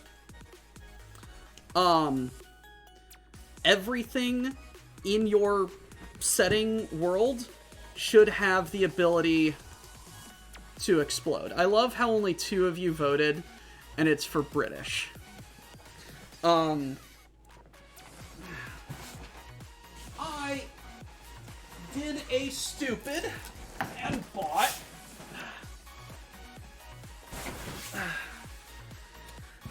a giant Lego set.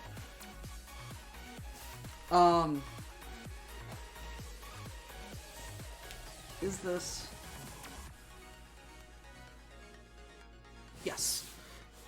It is the box that I wanted. Mo, what was your vote?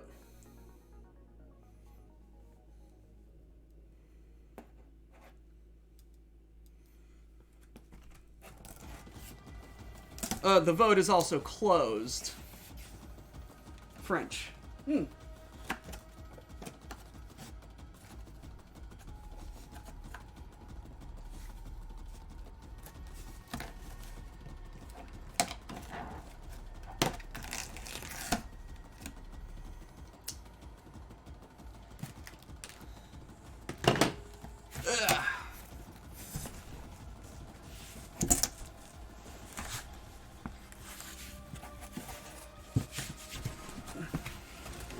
Ladies and gentlemen, vive la Paris.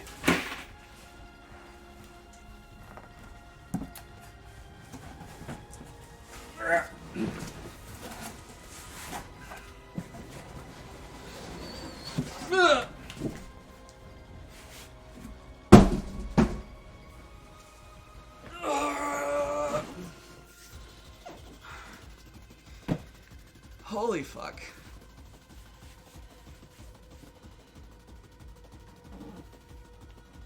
How the fuck tall is this?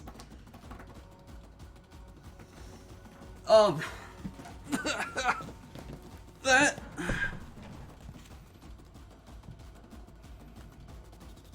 That is it in a living room. 60 inches tall.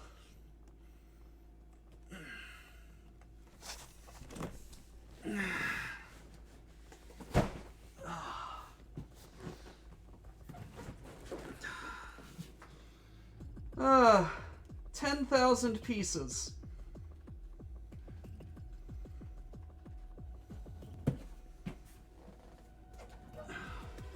Hey, guess what I'm gonna be doing for the subathon, guys?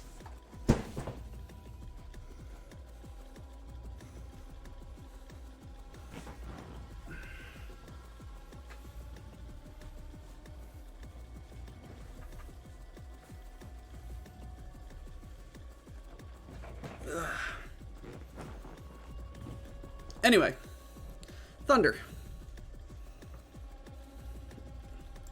Powder keg. Make sure that everything in your world has the possibility of blowing up. Make sure that the things, the places that your players go, and the things that they do have the possibility of becoming plots, adventures, you know, exploding.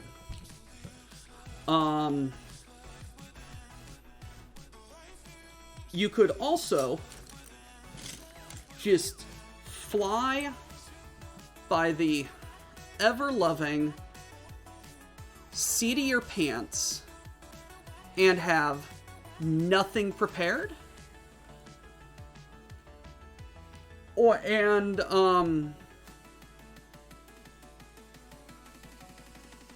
Have absolutely nothing prepared and just pull shit out of your ass.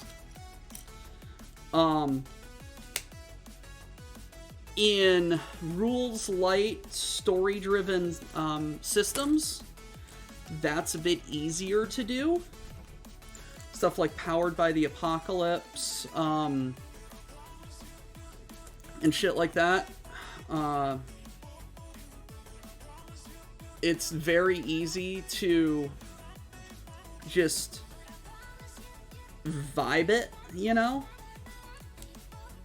My DMing style is a little bit of a mix of that. Like, I know what's going on, and I know where things need to go.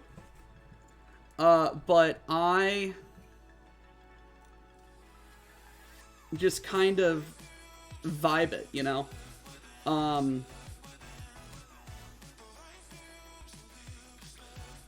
So, as a player, recent example, and I think I've talked about this a little bit. I'm playing with Shy Guy and Slowbro and Mothmom, Keldab and Luna, We were doing Cyberpunk, and now we've transitioned to Fallout, set in Canada. And I wanted to do a tech guy, but I didn't want to do like Institute or Brotherhood or like a generic kind of like science-y researcher dude. So I came up with the idea of, hey, Shy Guy, could I be like you've got a city in this setting, right? That is kind of large and trying to expand and be like a modicum of civilization out here in the Canadian wilderness, right? I'm just like, yeah. It's like, cool, they have a power company. Do they have a power company managing their electricity? And if they do, could I be a lineman sent out to maintain the infrastructure and or expand the power grid to new settlements? And he's just like, yeah, sure. And I'm just like, cool. Got all my stats done up. Built the character.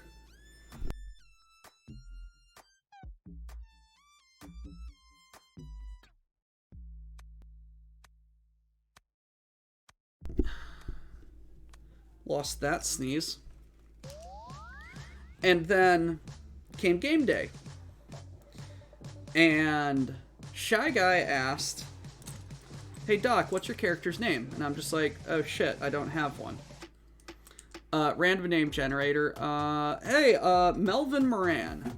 My guy's name is Melvin Moran. And then he asked, okay, how does he feel about this current situation that we're in? And I'm just like, oh god, how does he sound? Oh, hi there, hey there, ho there. This is Melvin Moran here with the Conotton Municipal Power Company. We're just out here trying to survey the land and figure out if there's any existing power infrastructure or power grids. And we see here that your settlement is getting rather large. Would you be interested in hooking up to the Conotton power system in the future? I mean, all we got to do is just tap into existing infrastructure and boom, there you go. You'd be getting power straight from Canada. If you'd ever be so not gracious, we'd also like to take a look at any maps you have and see, get a survey of the local area from, well, locals' perspectives, you know.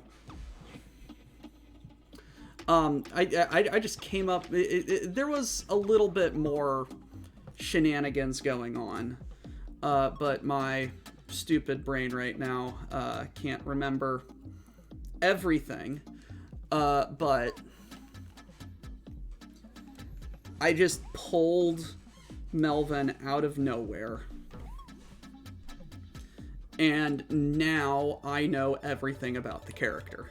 Just because I did that stupid, oh, hi there, hey there, ho there voice. And now I can't stop doing it, you know? It's kind of a little bit of a curse, you know? Just like, once old Doc here slips into a voice, it's really, really difficult for him to snap out of it. He gets really into character and kind of just rambles on and does a lot of stuff. And, you know, sometimes just talking and mouth open and brain off is how you get really interesting scenarios that going on. It's how some might say it's how great minds think, you know. It's how we get a lot of squickisms.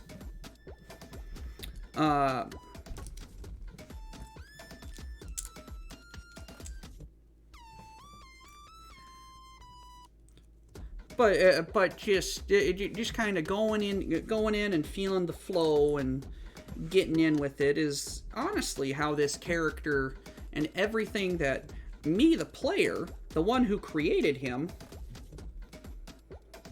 came up with everything that we know about this character, and just from the voice and how that and where that voice took me, I've got a character story.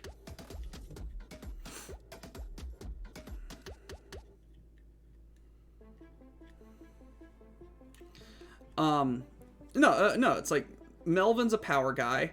He's going out looking for power, or surveying the old pre-war energy lines, and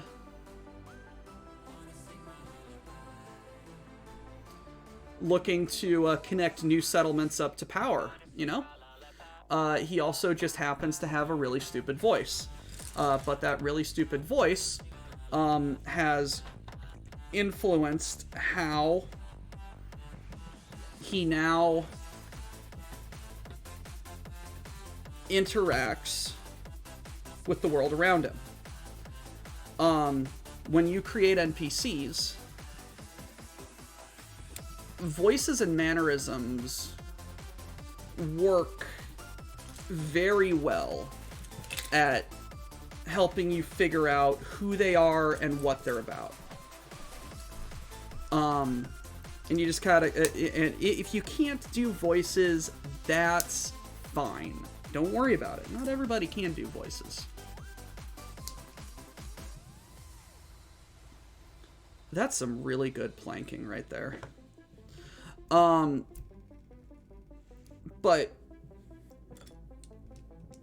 Thunder, you're doing DMing for this. Just, yeah. All you really gotta do is prepare like 2 or 3 locations, throw an NPC or 2 in each of them, and have like 2 or 3 things that can happen at each of them. And let your players interact and explore those areas. And then sometimes they'll interact in a way that you didn't prepare for or don't have an NPC or scenario for. But that's where improv and comes in. And it's like, it doesn't mean you have to throw out everything that you prepared. You can just, they didn't interact with it. They didn't find it. Just save it for later, you know? We'll figure it out later.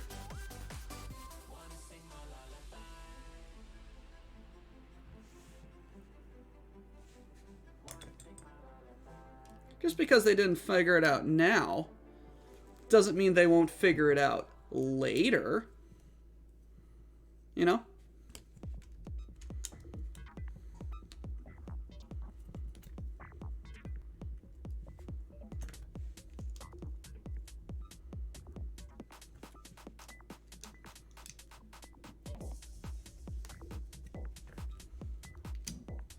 Like, Psycho or Edmar Feckler, if you guys know, had was also doing a Fallout game, a little bit earlier in the year. And he told me of some of his grand ideas, and I'm just like, oh yeah, this is all really cool, and I'm glad that you have all of this story figured out. And the in like our first session, we absolutely destroyed the like absolutely dumpstered the stereotypical, oh, there's rats in the basement, go clean it up quest. And Psycho had a like Rat King mutant where he was channeling his inner Skaven planned for that, and I'm just like, and I'm just like, hey buddy, like, I know what you have planned for this. Don't throw it out. We never encountered it, so we don't know it exists. You can reuse this, and I encourage you to reuse this as a DM. Reuse, because we never encountered it, so we don't know it exists. So, well, I knew it existed because I helped him with like DMing advice and everything. But if your players don't encounter it, doesn't mean you have to scrap it. Yeah.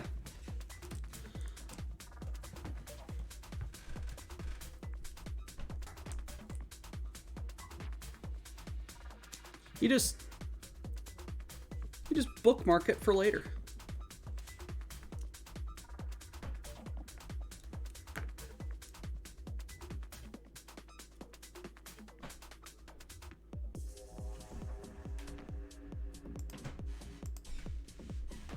I don't know. I'm just going on.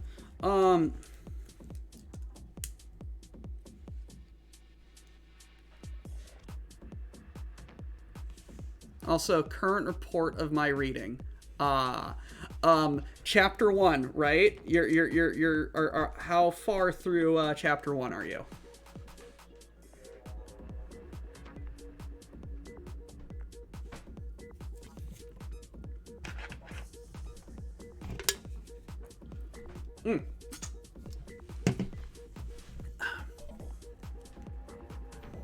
Grimos. I can sum up chapter 1 in one sentence, and I think I did on the stream. Darvenda, I'm not like other girls, Ellistone, meets Alaric, I don't have time for this stuff, Ward, at a meeting, at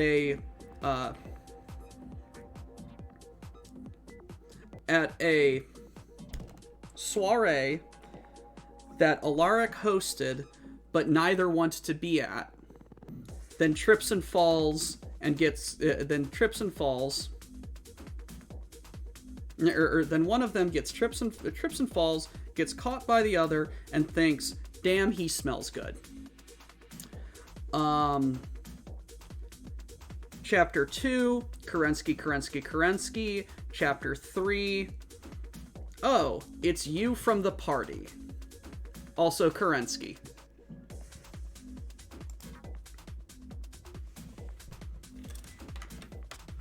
And then Lady Red, in her, like, serious rewrite of the book that she kind of showcased at the,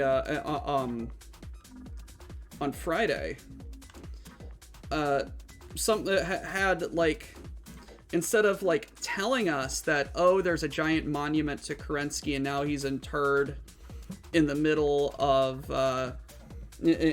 this government plaza, had guests at the party talking about Kerensky's mausoleum in the context of people at a party.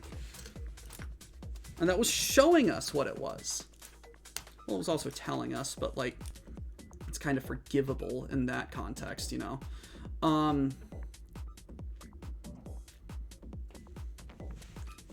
It's not good, Grimos. It's not good at all. Also, I would be very, very interested, if the ebook copy also has the grammatical errors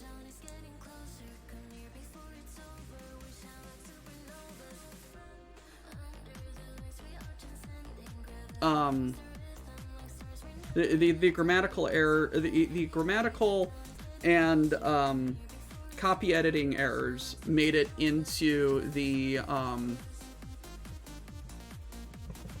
made it into the digital copy.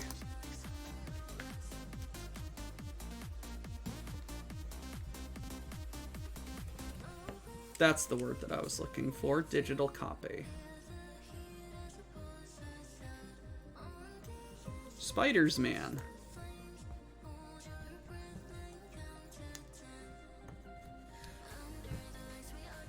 Yes, William. Yes.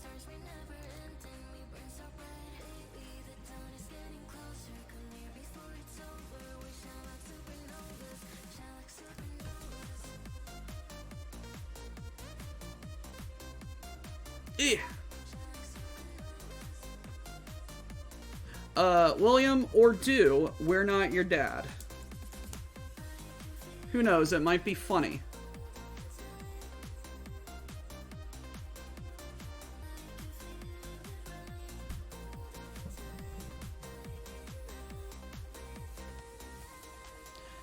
He literally just bought the, William, he literally just bought the digital copy because the paper copy is too much money for the joke.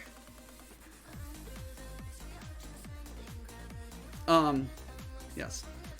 Grimos, can you please, go to chapter 11 really quick and tell me if the, entirety of the word chapter is highlighted and bolded?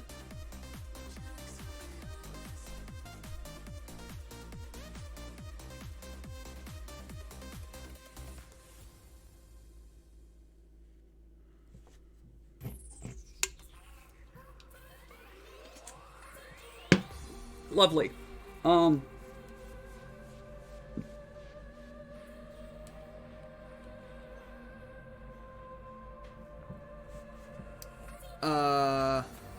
Could you please go to page 38, which is, I believe, in chapter 5, and tell me if there is a paragraph break in the middle of a sentence right before a perspective change.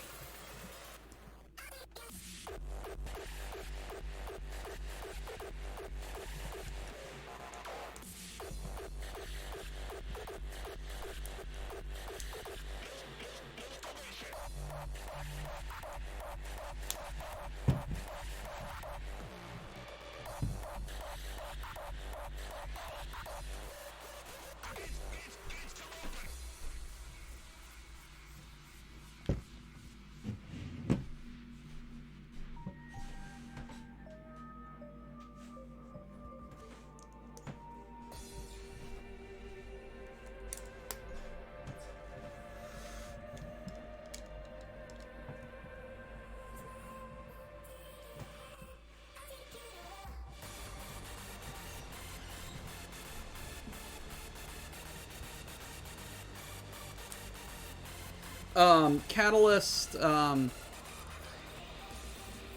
also, Grimos, you just read that sentence, and it now lives rent-free in your head.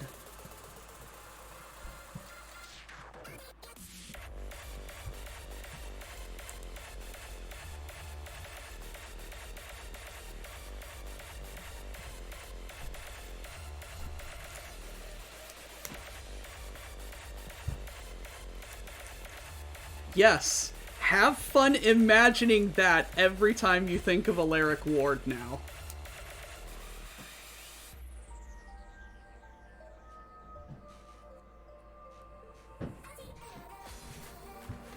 Grimos, I warned you.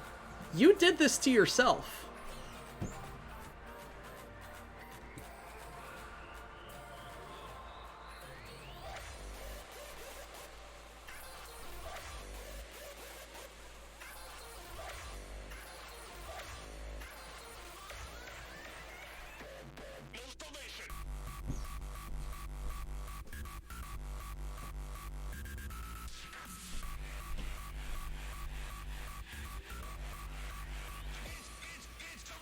Did I build this backwards?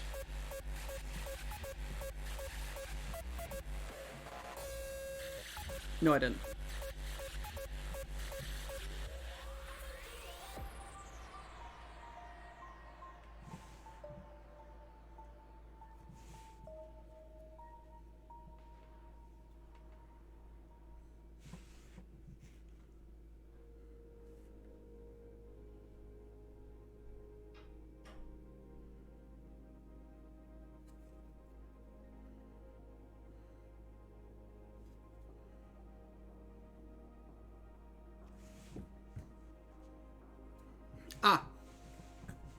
There we go.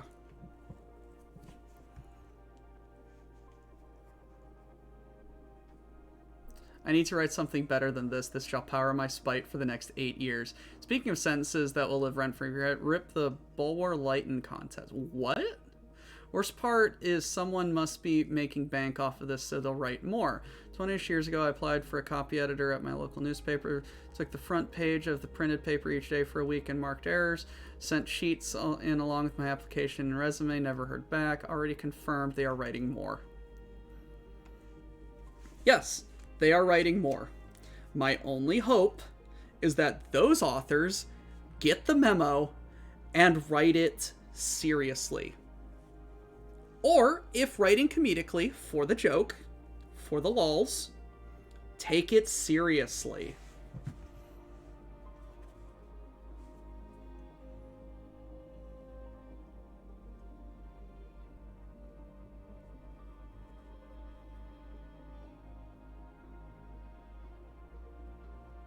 Take it seriously and write it seriously. You know, because it's just like the concept is funny. Oh ha ha. Romance novel set in Battletech. And if it was well written, or at least took itself seriously, I don't think people would have minded. The fact that it is as poorly written as it is an absolute joke.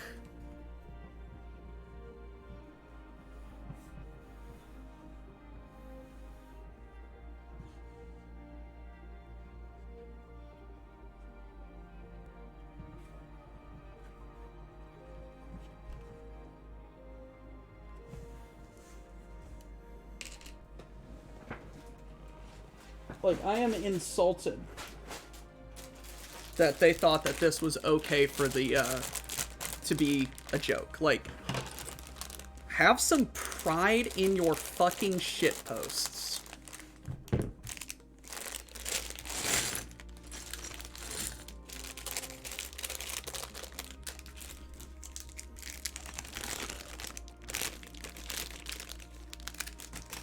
Why'd they end it, Samurai?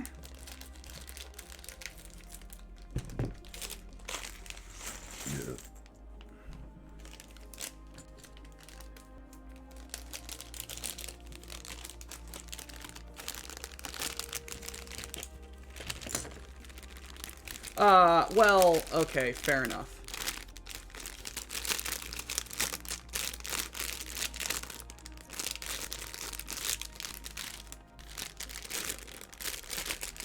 No, that is my response to this, Mo. If your shitpost is in response to someone else's shitpost, never half-ass it. Also, like, this isn't, this normally isn't protocol, but I am only taking part of this as the quote.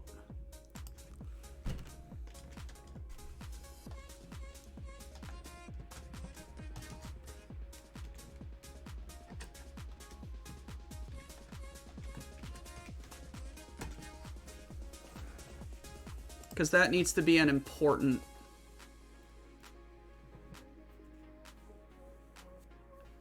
that needs to be an important quote.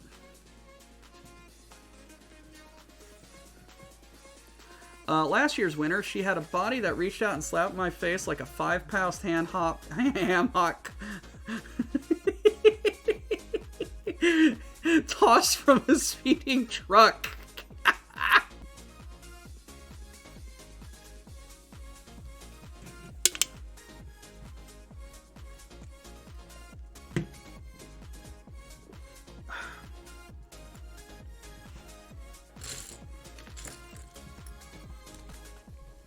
Also, I love that LEGO is using the internal studs.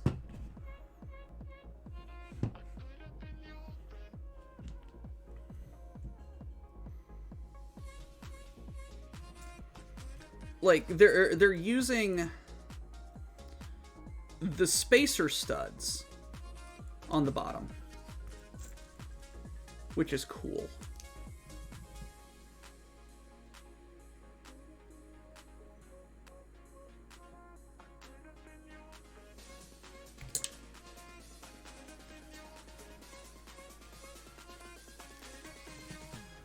My personal favorite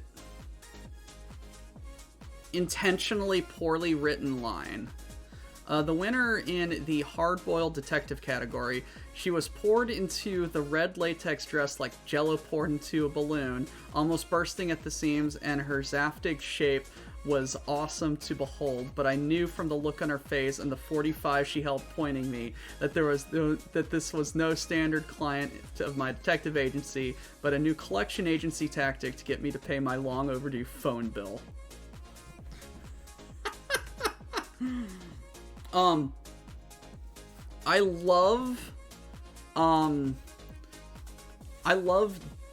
talked about this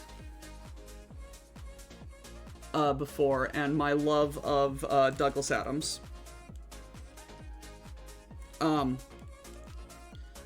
How in one iteration he described the Vogon ships hanging in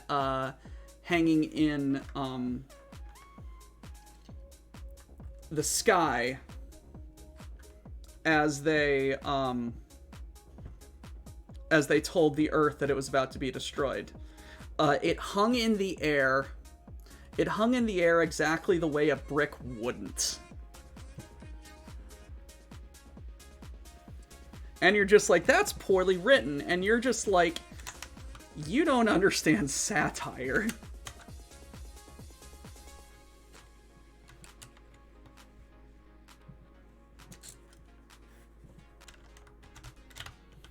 Like, I don't necessarily get what it's satirizing, but it's like, the point is that, like, the point is that Douglas Adams uses weird ways to convey his messages,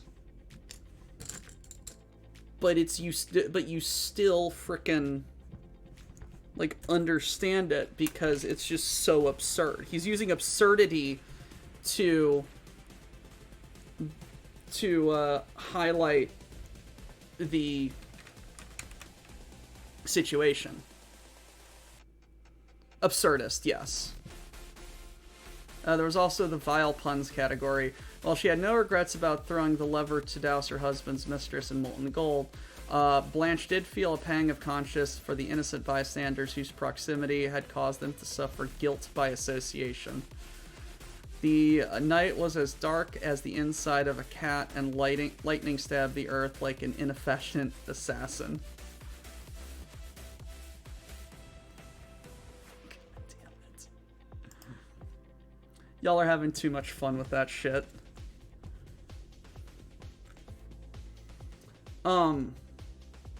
No.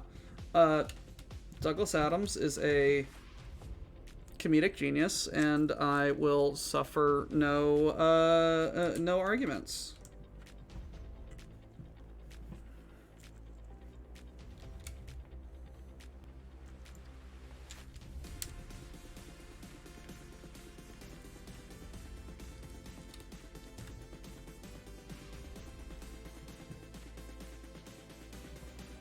Fun. Okay.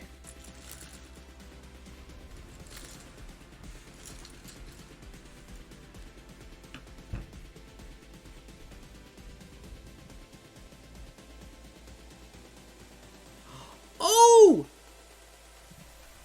That's what it is. These are brown skeleton feet.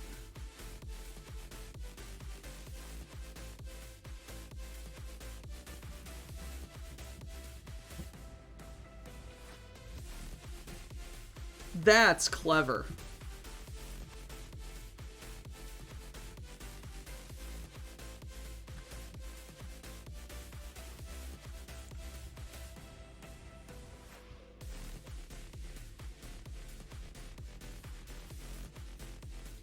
I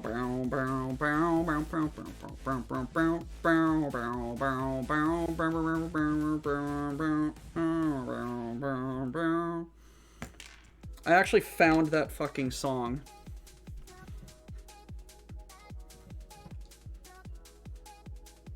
And it is not a safe for work song.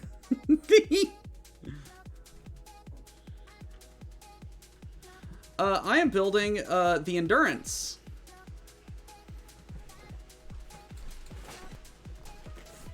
Is a boat. Ill-fated sailing ship sent out in 1912, well 1914, to explore Antarctica. It got Shackleton. The Shackleton expedition. Before it got absolutely destroyed by ice. All crew members survived.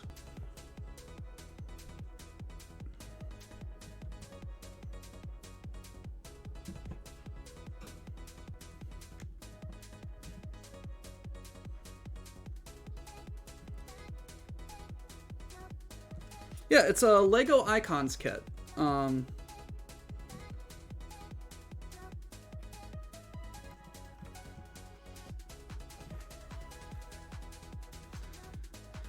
Whew.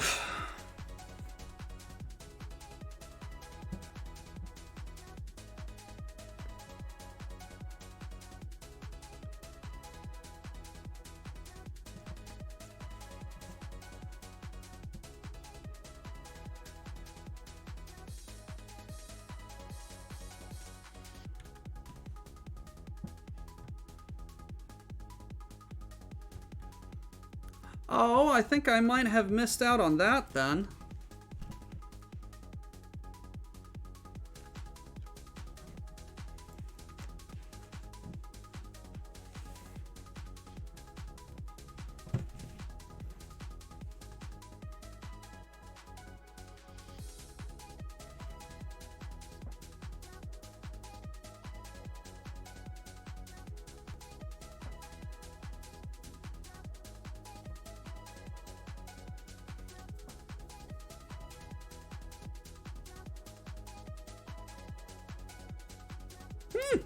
Okay.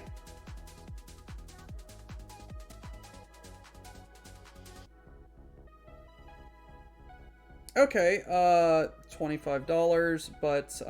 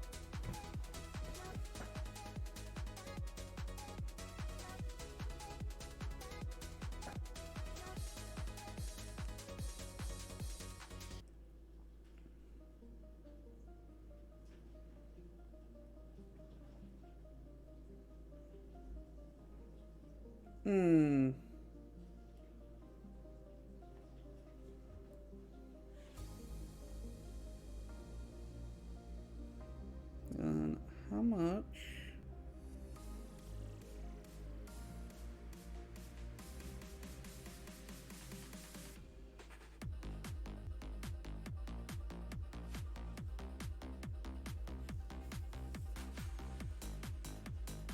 Let's not go with eBay, despite being cheaper.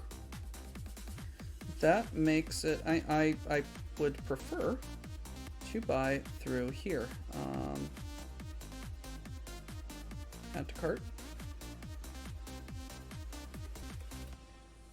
View cart. Continue to checkout.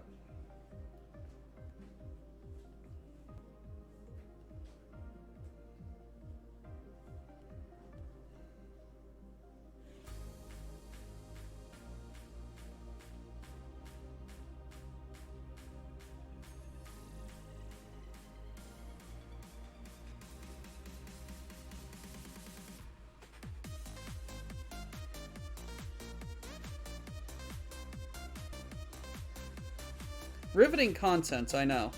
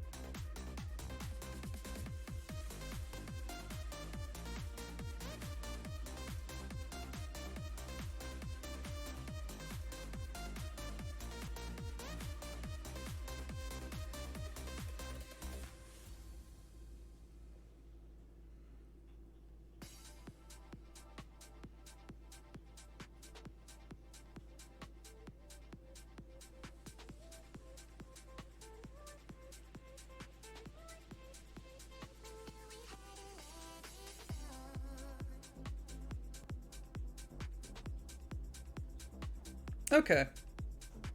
So that's a thing that I just did. So it was on eBay for like $70, and I'm just like, and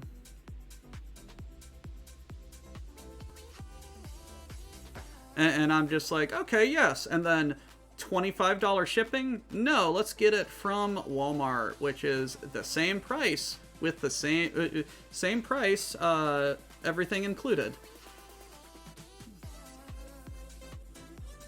Vampire scientist villain.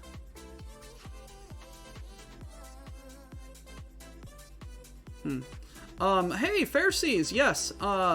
This is the Endurance set. Shackleton's Antarctic Expedition.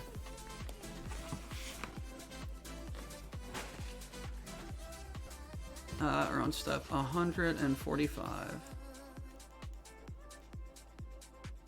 That's what the boat looked like.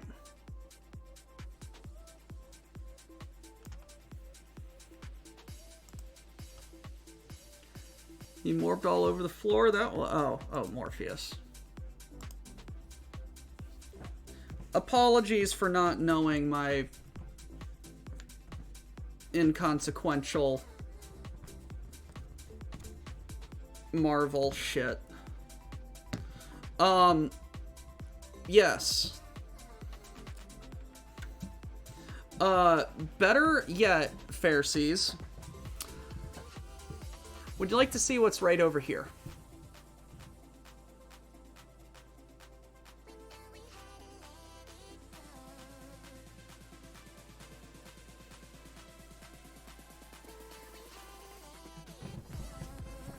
Where am I going to put this?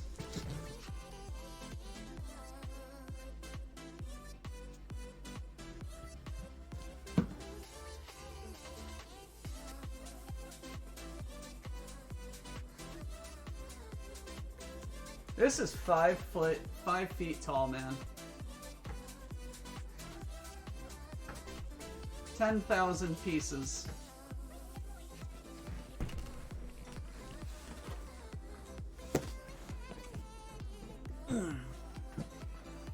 That might just be a private Lego set for me.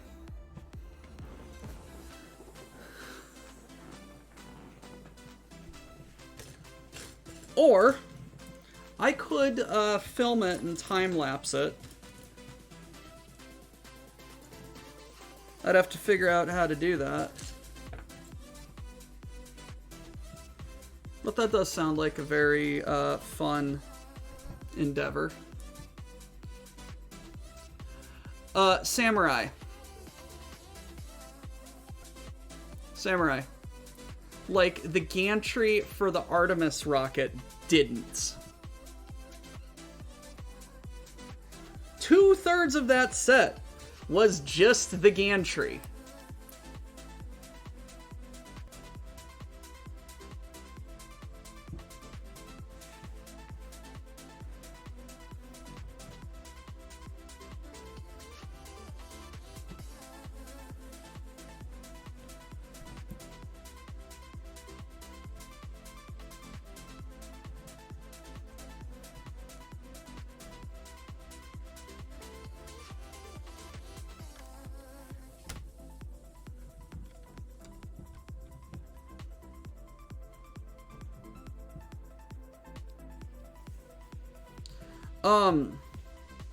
Why is the computer talking? Samurai. When, is the Enterprise coming out?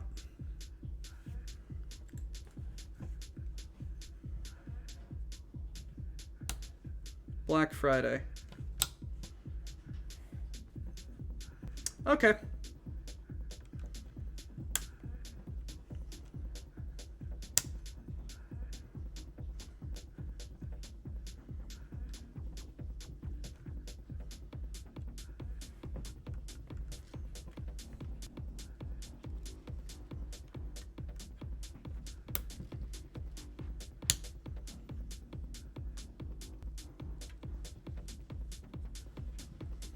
Also, speaking of Search for Spock, how dumb do the Klingons have to be to not realize what a self-destruct sequence is?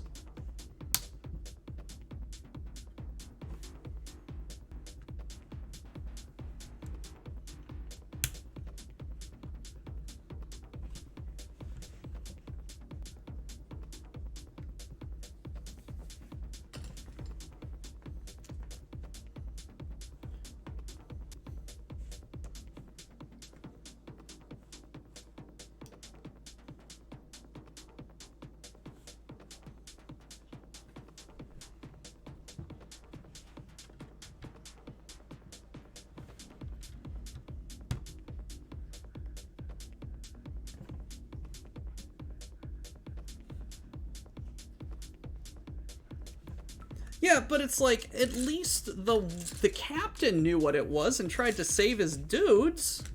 But it's just like, for like the average Klingon spacefarer to not know what a self-destruct countdown sounds like?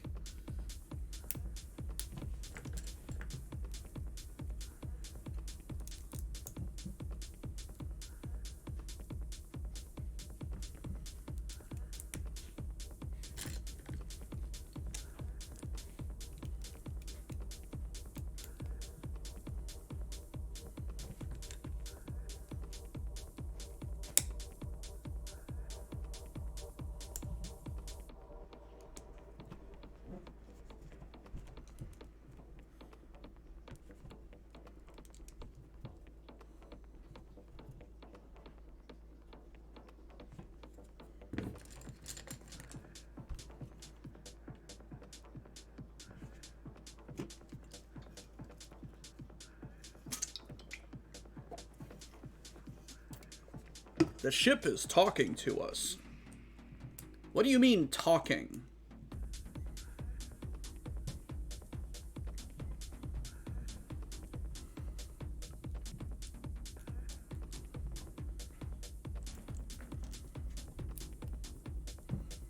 I mean, they're soldiers fighting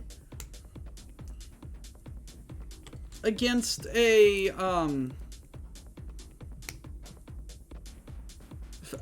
against a Federation vessel. It's just like, I'm sure they understand stuff. I don't know. I don't know. Am I just nitpicking? Probably.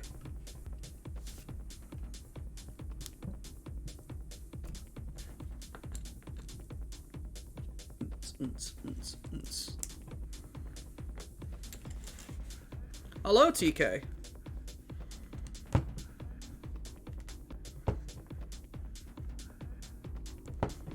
This, no, that wasn't a wild Lego element. That was just me being stupid.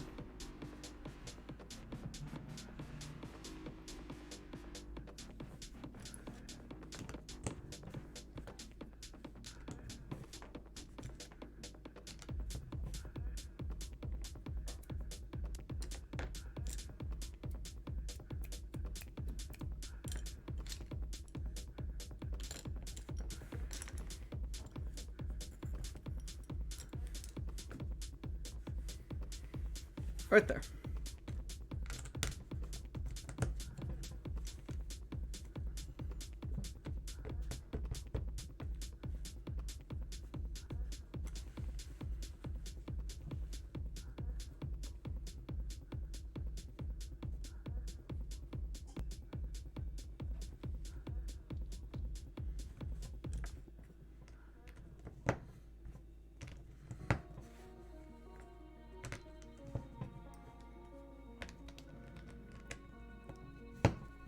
Star trekking across the universe, boldly going forward cause we can't find reverse. Star trekking across the universe. On the Starship Enterprise under Captain Kirk.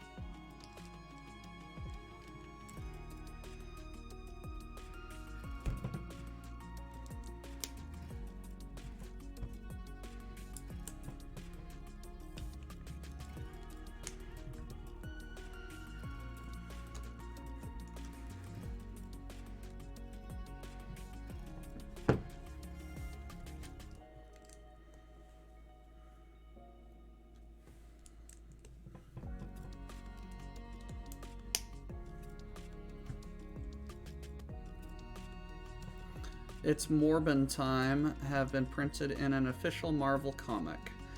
Morbius threatened to eviscerate the guy who said it if he ever said it again.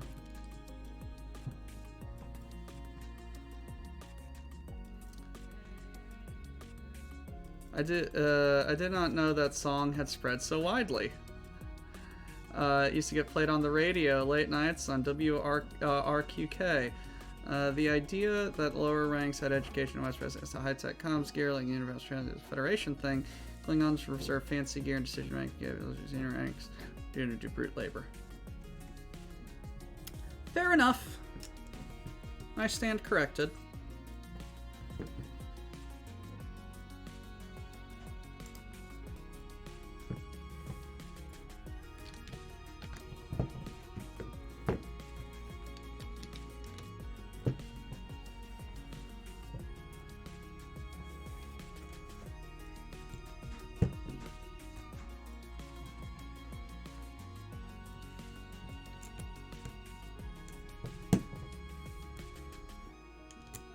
It's worse than Daddy's dead, Jim. Dead, Jim. Dead, Jim. It's worse than Daddy's dead, Jim. Dead, Jim. Dead.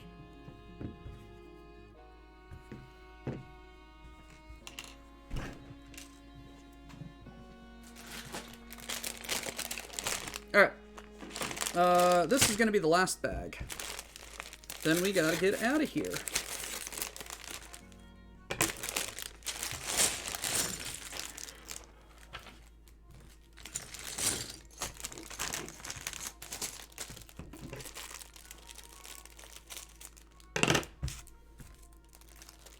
We come in peace, shoot to kill, shoot to kill, shoot to kill. We come in peace, shoot to kill, shoot to kill. Men. There's Klingons on the starboard bow, starboard bow, starboard bow. There's Klingons on the starboard bow. Wipe them off, Jim!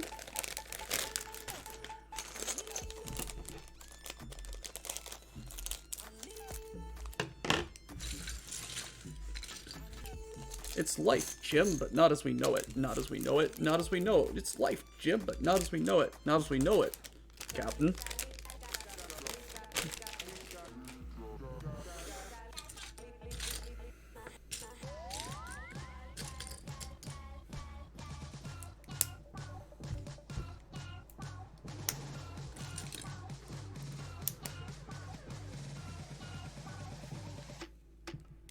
Switch.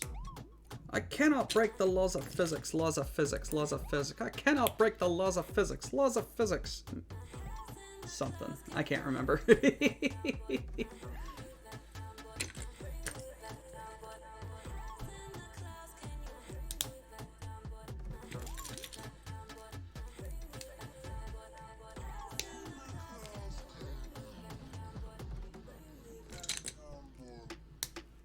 Damn it! I wanted to grab you! Please.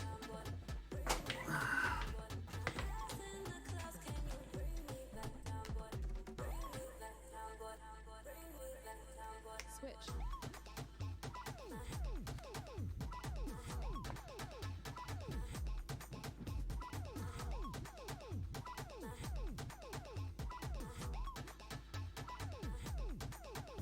Switch.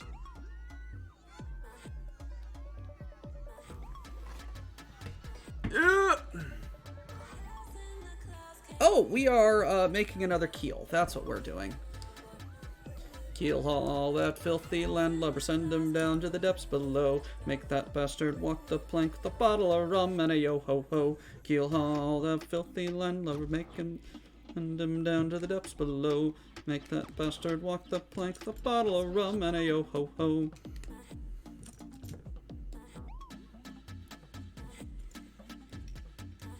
It's worse than that, it's physics, Jim.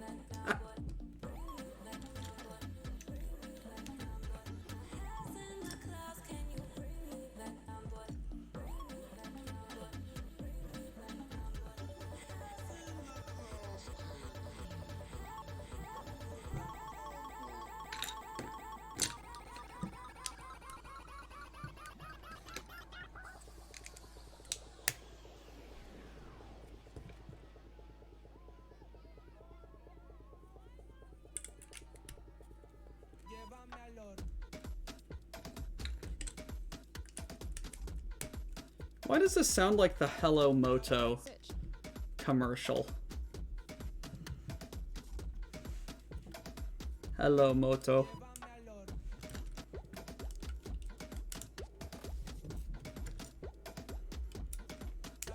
Switch.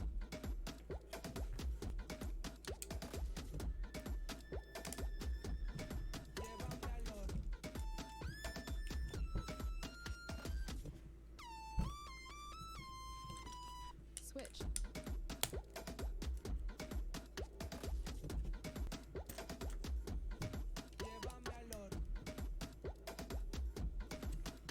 Yep.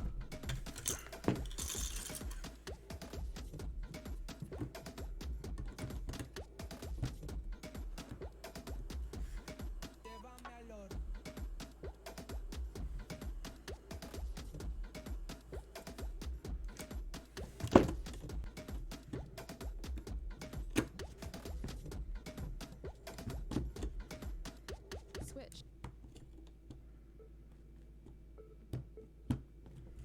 There we go.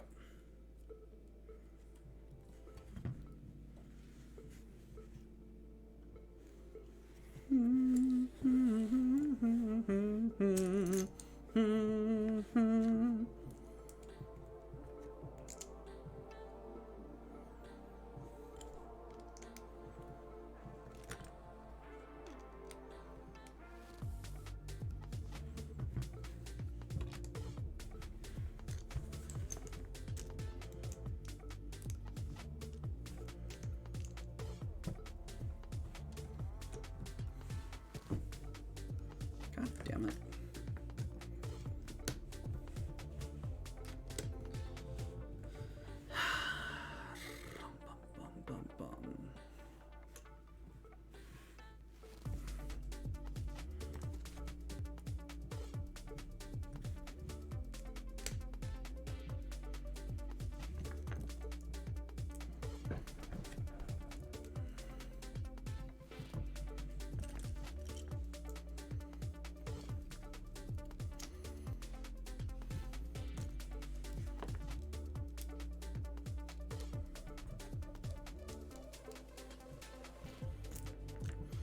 Alright, we're gonna snap these on. Gonna put that and that, and I need to run again. I'm sorry.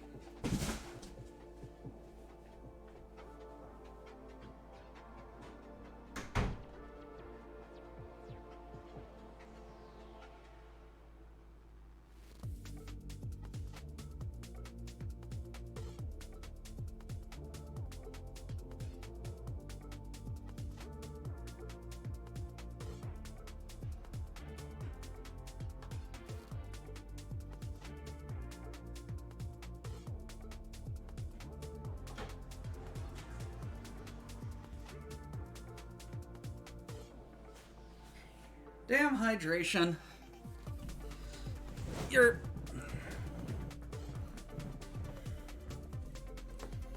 Okay.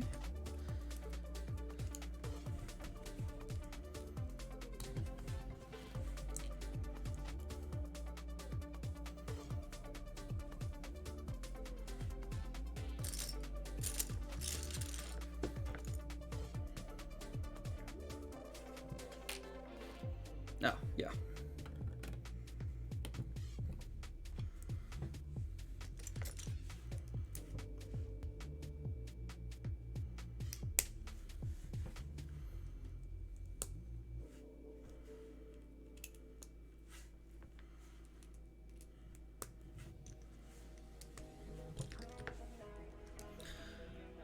This is a very fun build. Honestly, like this is a very well built, very fun.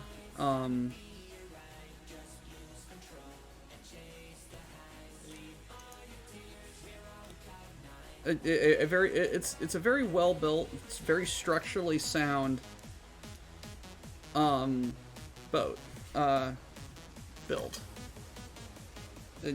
Words. Like, again, like, I reference back to the dropship mock. This is heavy. And yes, it does use a little bit of, plates, but it's like most of this structure is hollow and uses, like, the slopes to create the slopes and wedges and angles to create everything. I do like using these axle pieces, these wheel pieces, because of the Technic pin hole, or the Technic hole in it, and then putting the pins, the wheel pins, as additional support. That's incredibly clever! Bravo, LEGO designers. Like,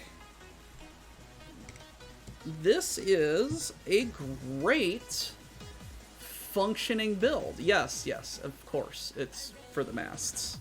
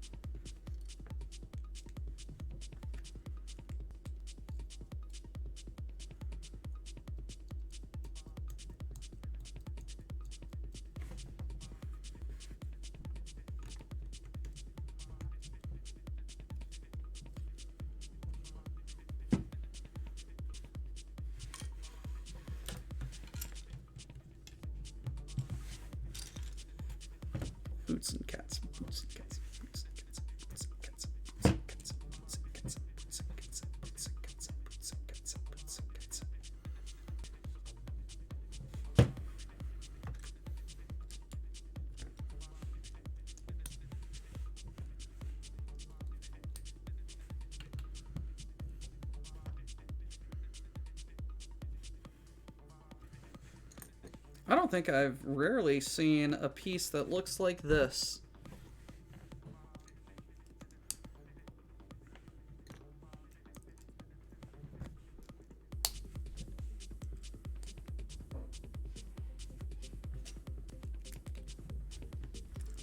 I do love all of the various shades of brown.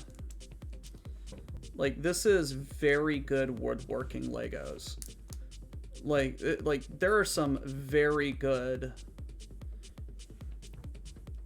pieces if people were the U, the 2x3 U piece.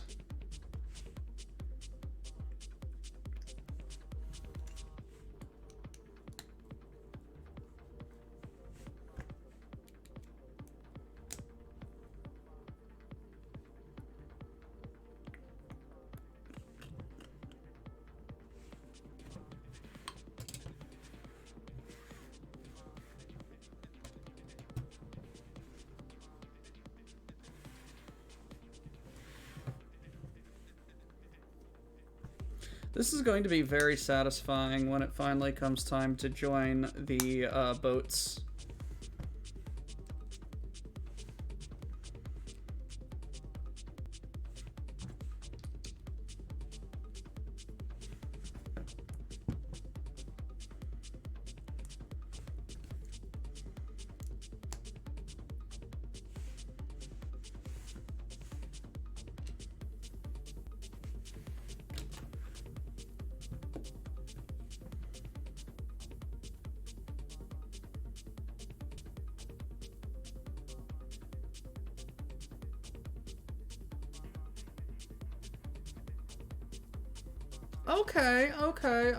Okay. So it's going to be constructed in sections.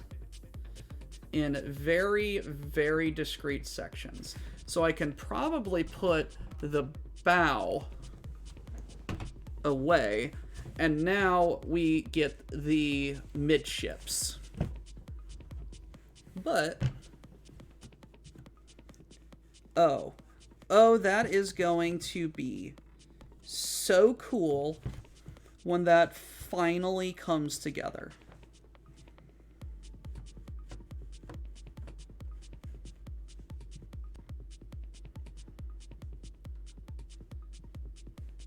Oh man.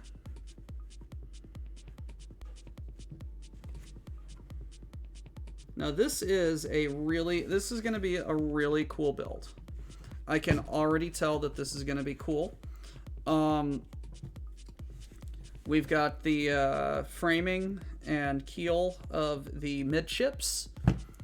Next time on Dragon Ball Z, we will create the midships, possibly start on the stern. Look at me knowing the boat terminology. I probably know there's way too many fiddlies. I could, but I'd be cutting it really close. And I'm not going to, because apparently the family is doing something that I didn't know about until just now. So I'm gonna do it. Hey, singing sea shanties learns you something sometimes, you know? I know that's port. Wait, no, starboard. For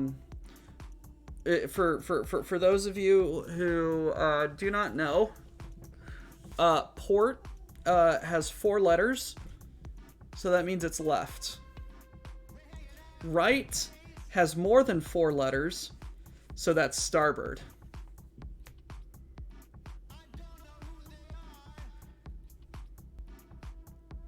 So you do have an idea what the fuck you're talking about. Yes. No. Bow is the front of the boat. Stern's the back or aft. Midships is midships.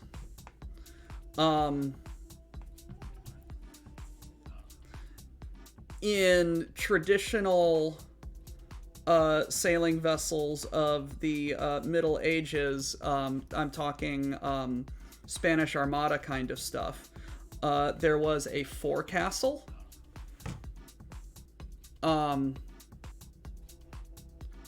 Literally a structure on the bow of the ship that was almost like a castle. There is the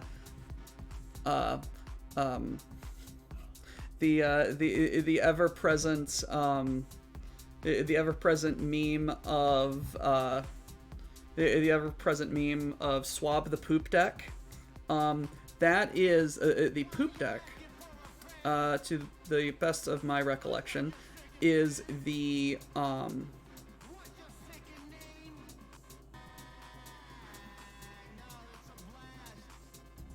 the poop deck is the upper deck of the aft castle, or the aft structure, but it's the upper deck in the back of the boat where usually the steering is housed.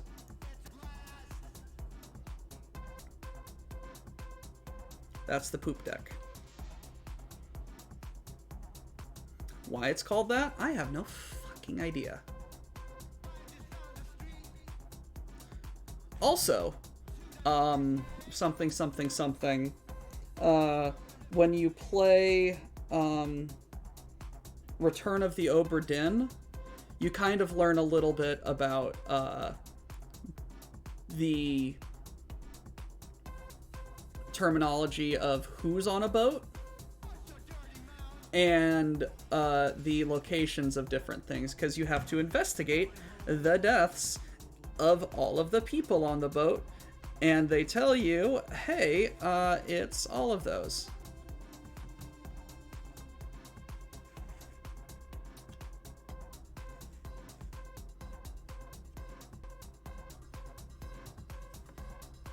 You know, Wilf, that explains a bit. But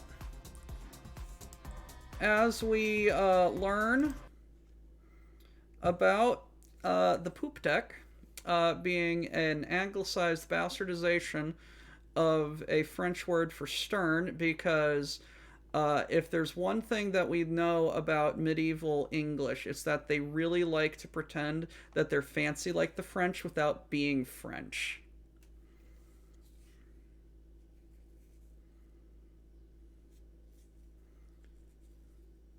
Hoist up the thing, button down the what's that thing spinning, somebody should stop it, turn hard to port, that's not port, trust me, I'm in control.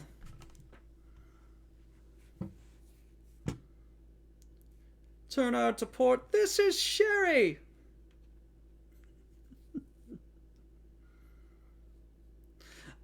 Thank you everybody for joining me today on this LEGO stream.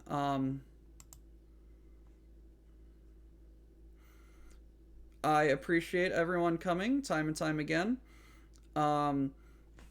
Probably in the probably for the subathon, I will be constructing the Eiffel Tower. I may have to get a better camera setup and or another camera so that I can have my construction and then my construction. Thank you everybody for showing up, having fun, and hanging out. Jesus Christ, that's heavy. We appreciate you. We appreciate each and every one of you that show up every single time. And we hope that you have a good time here and continue to enjoy the shit posting that we spew forth. Night Owl, can you please pull up Mo's new quote?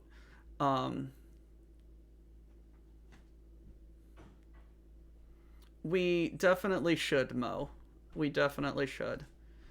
If I didn't buy the Eiffel Tower, that would be that would have been money towards that endeavor. But that's just me, you know. It's literally the most recent quote, I think.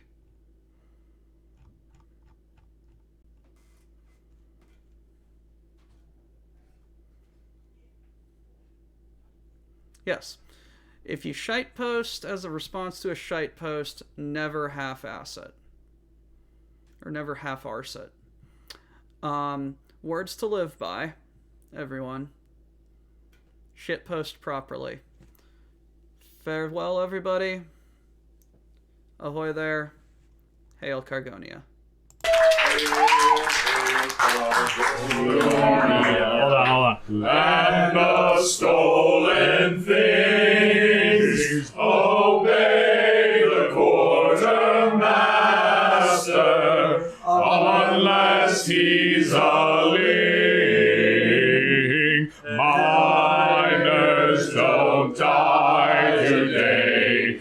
Cargo text push freight. Our enemies in disarray. All hail Cargonia.